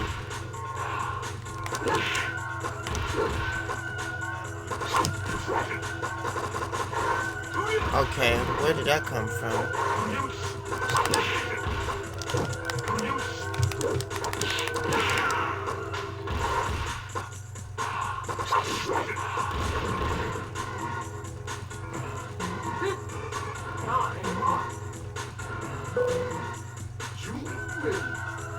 Thank you.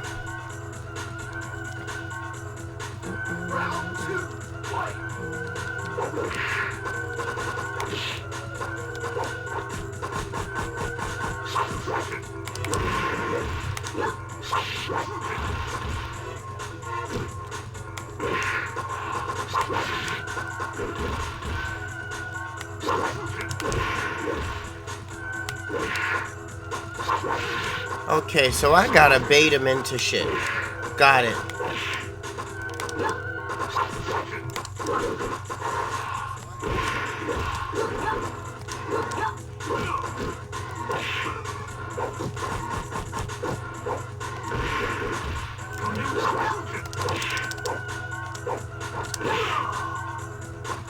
Okay. I gotta bait him into stuff. I see.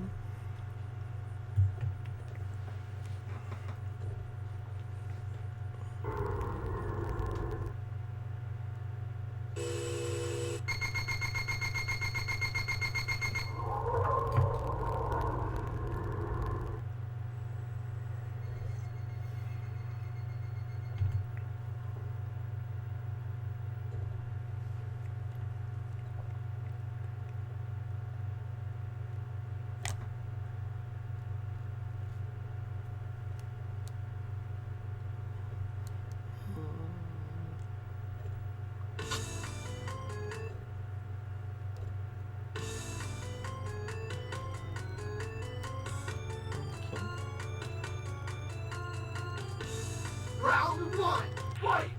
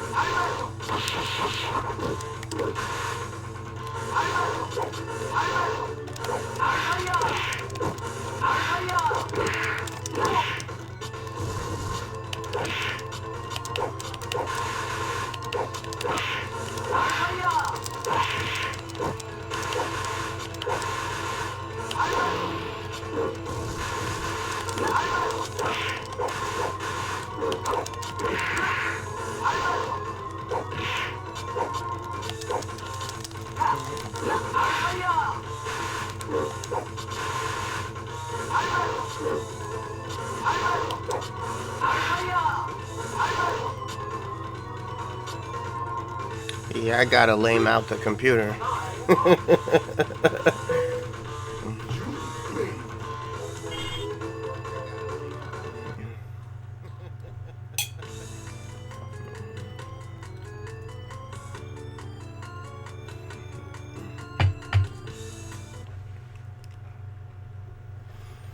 I feel almost as if Sunsoft was inspired by PSOne when they made this game. Because PSOne is about fighting different fighters from different planets.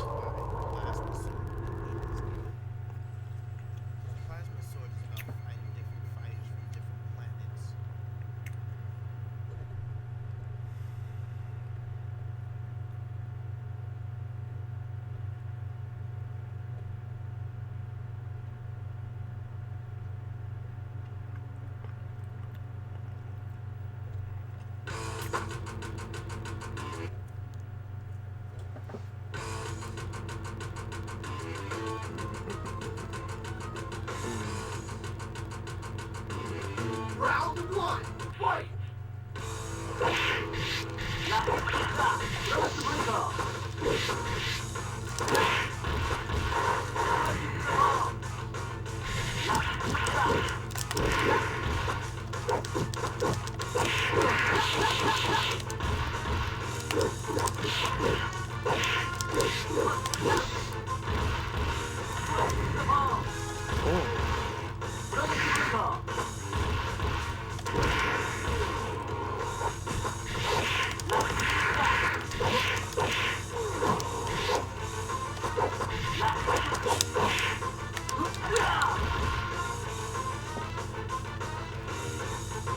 Good job.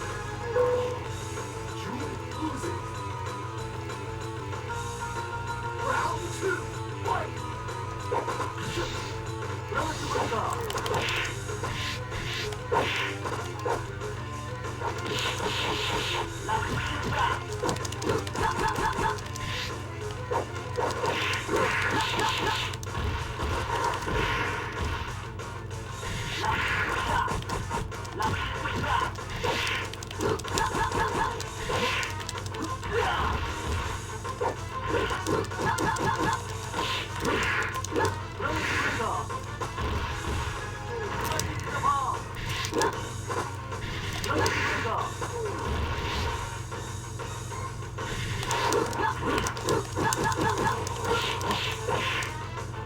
Wow. Okay.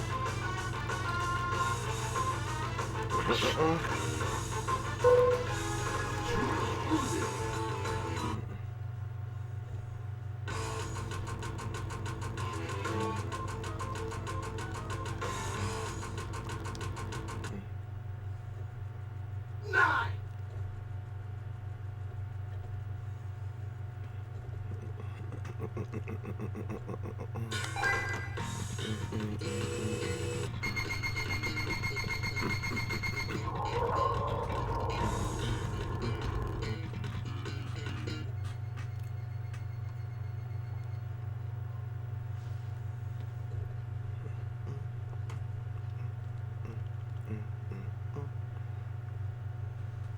I'm starting to get the feeling why they didn't continue this game into a sequel. It's starting to make sense now.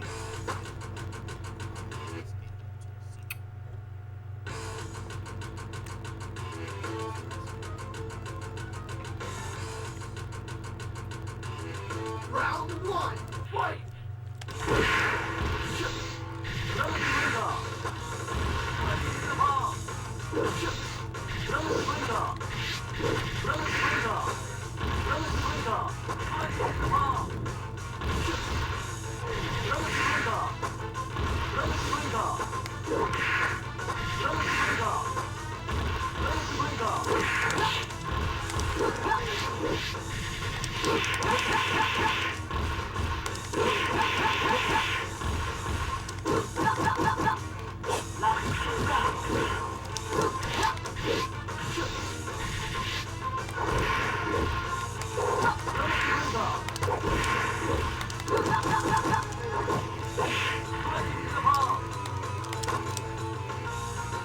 Good job. Time up.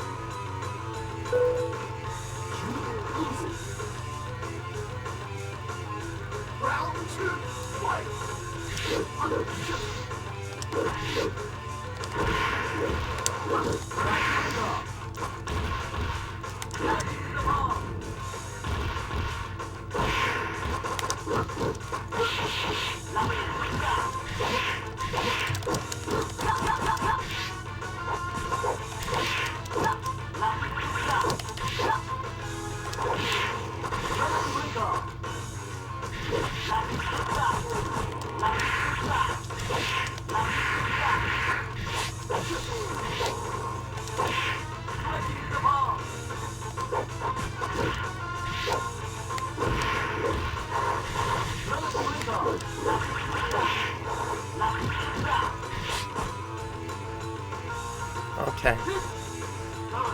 So this game requires a great deal of patience.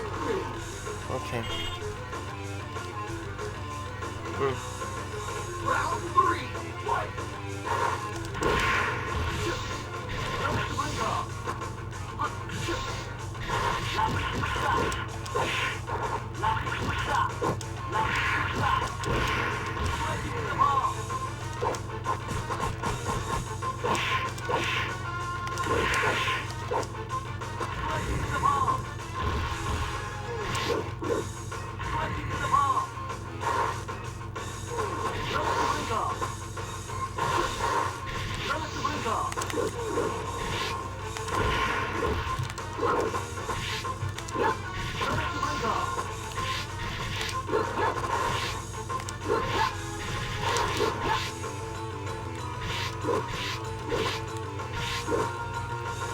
Wow. Good job.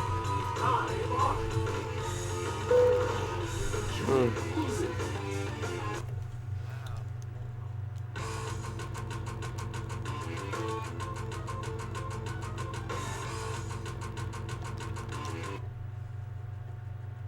9, 8. Interesting. Okay.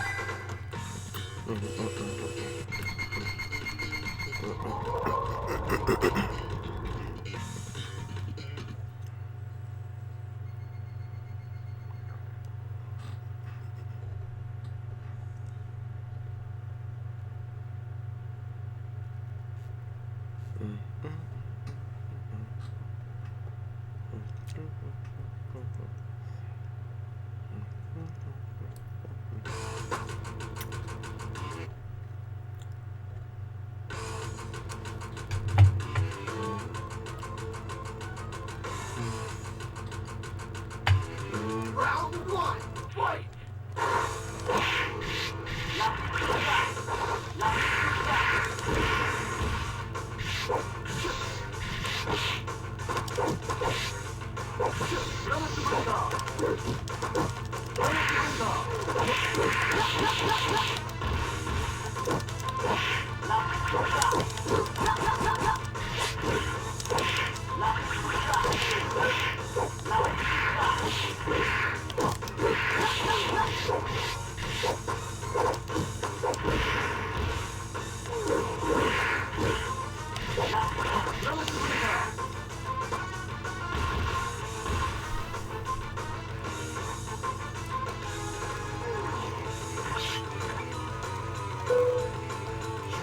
Losing.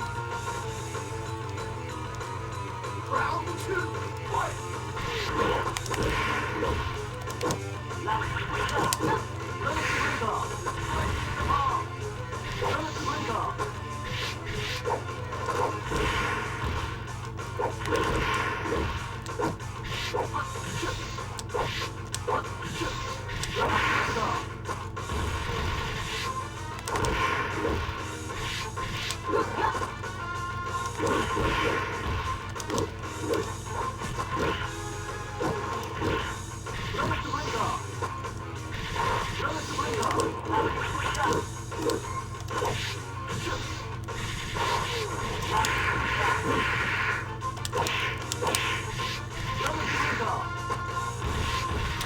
So all of his moves, so you can't even punish because they leave him so far away from the character even when he misses. Wow. Okay. I'll need some more time to analyze this game in further depth. So you can't whiff punish much in this game, I see. I get it. 5, 4, 3, Alright, computer, you win. 0. Okay, we're gonna move to our final game of the night. We're gonna go to EHRGEIZ. I saved one of the best for last, which is known to have most of the characters from Final Fantasy. Okay. Yes, don't care about the results there. Alright, we're gonna go in for another couple of second commercial break while we switch over to the last game of the night.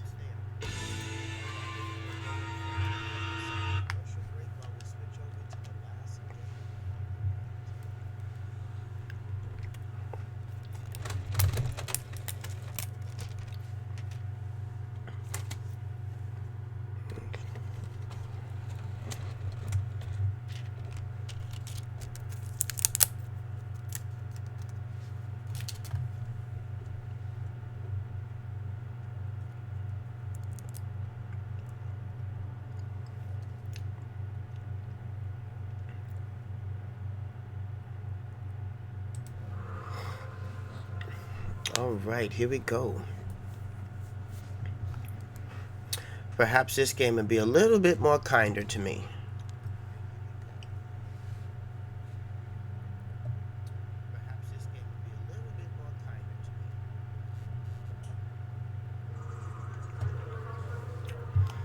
All right, we're gonna let this opening play through.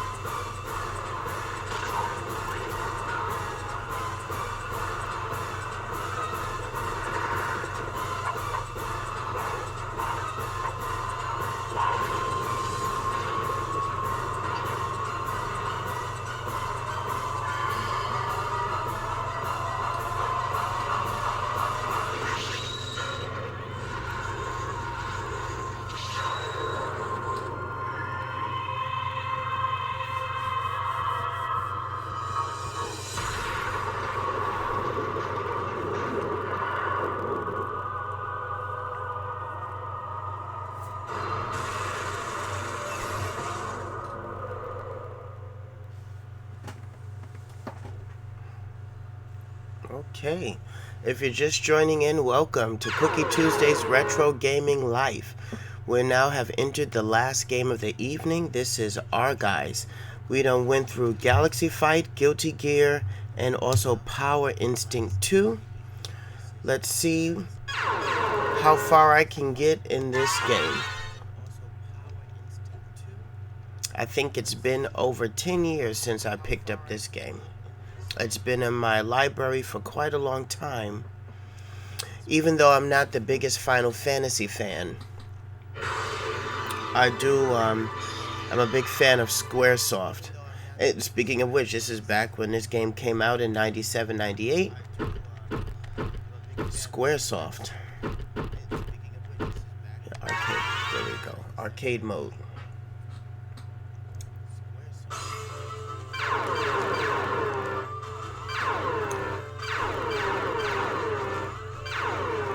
Okay, there she is. I play with Joe.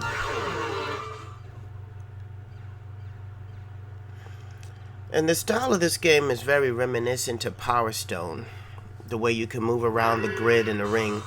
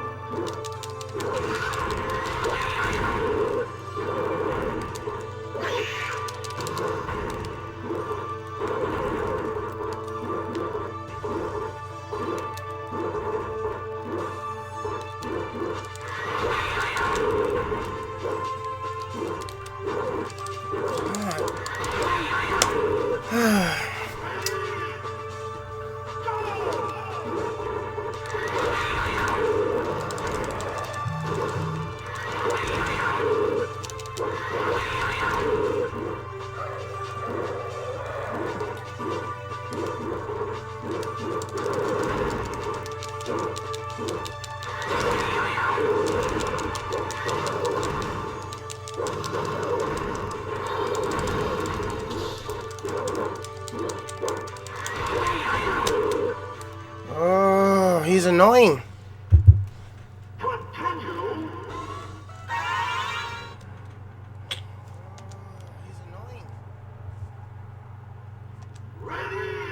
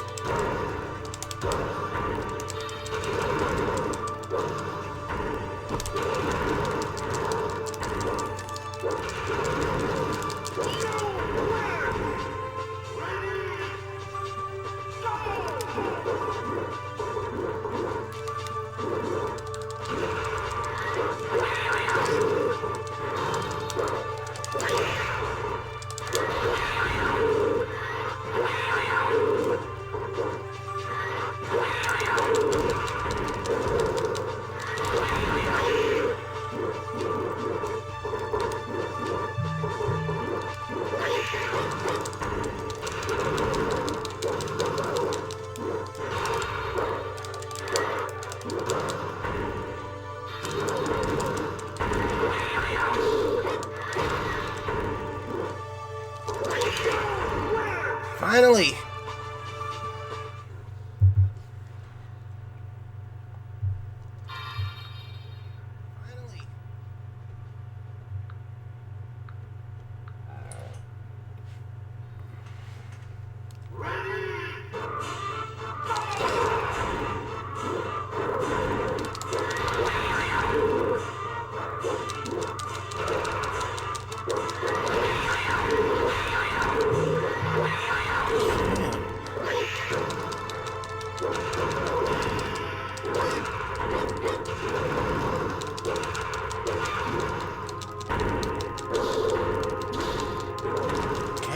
Can she get up?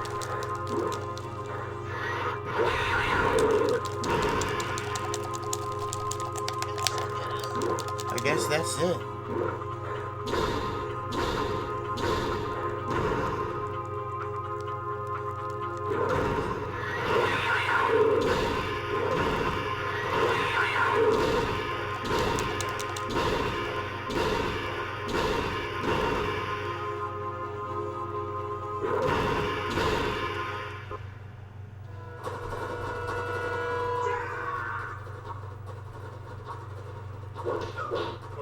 Oh, so I get an ending with her. That's nice.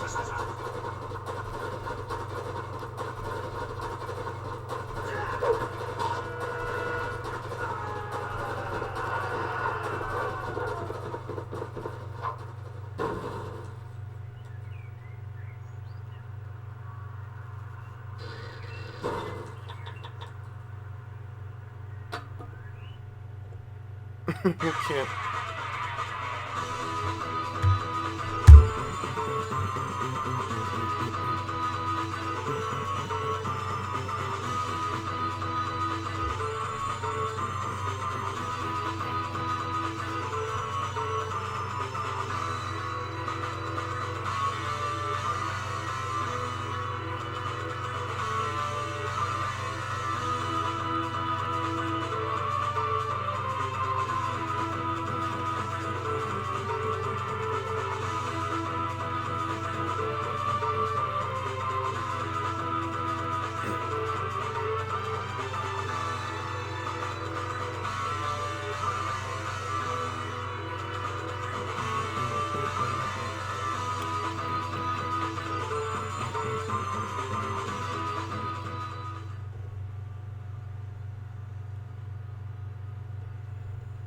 Oh, I get to write my name.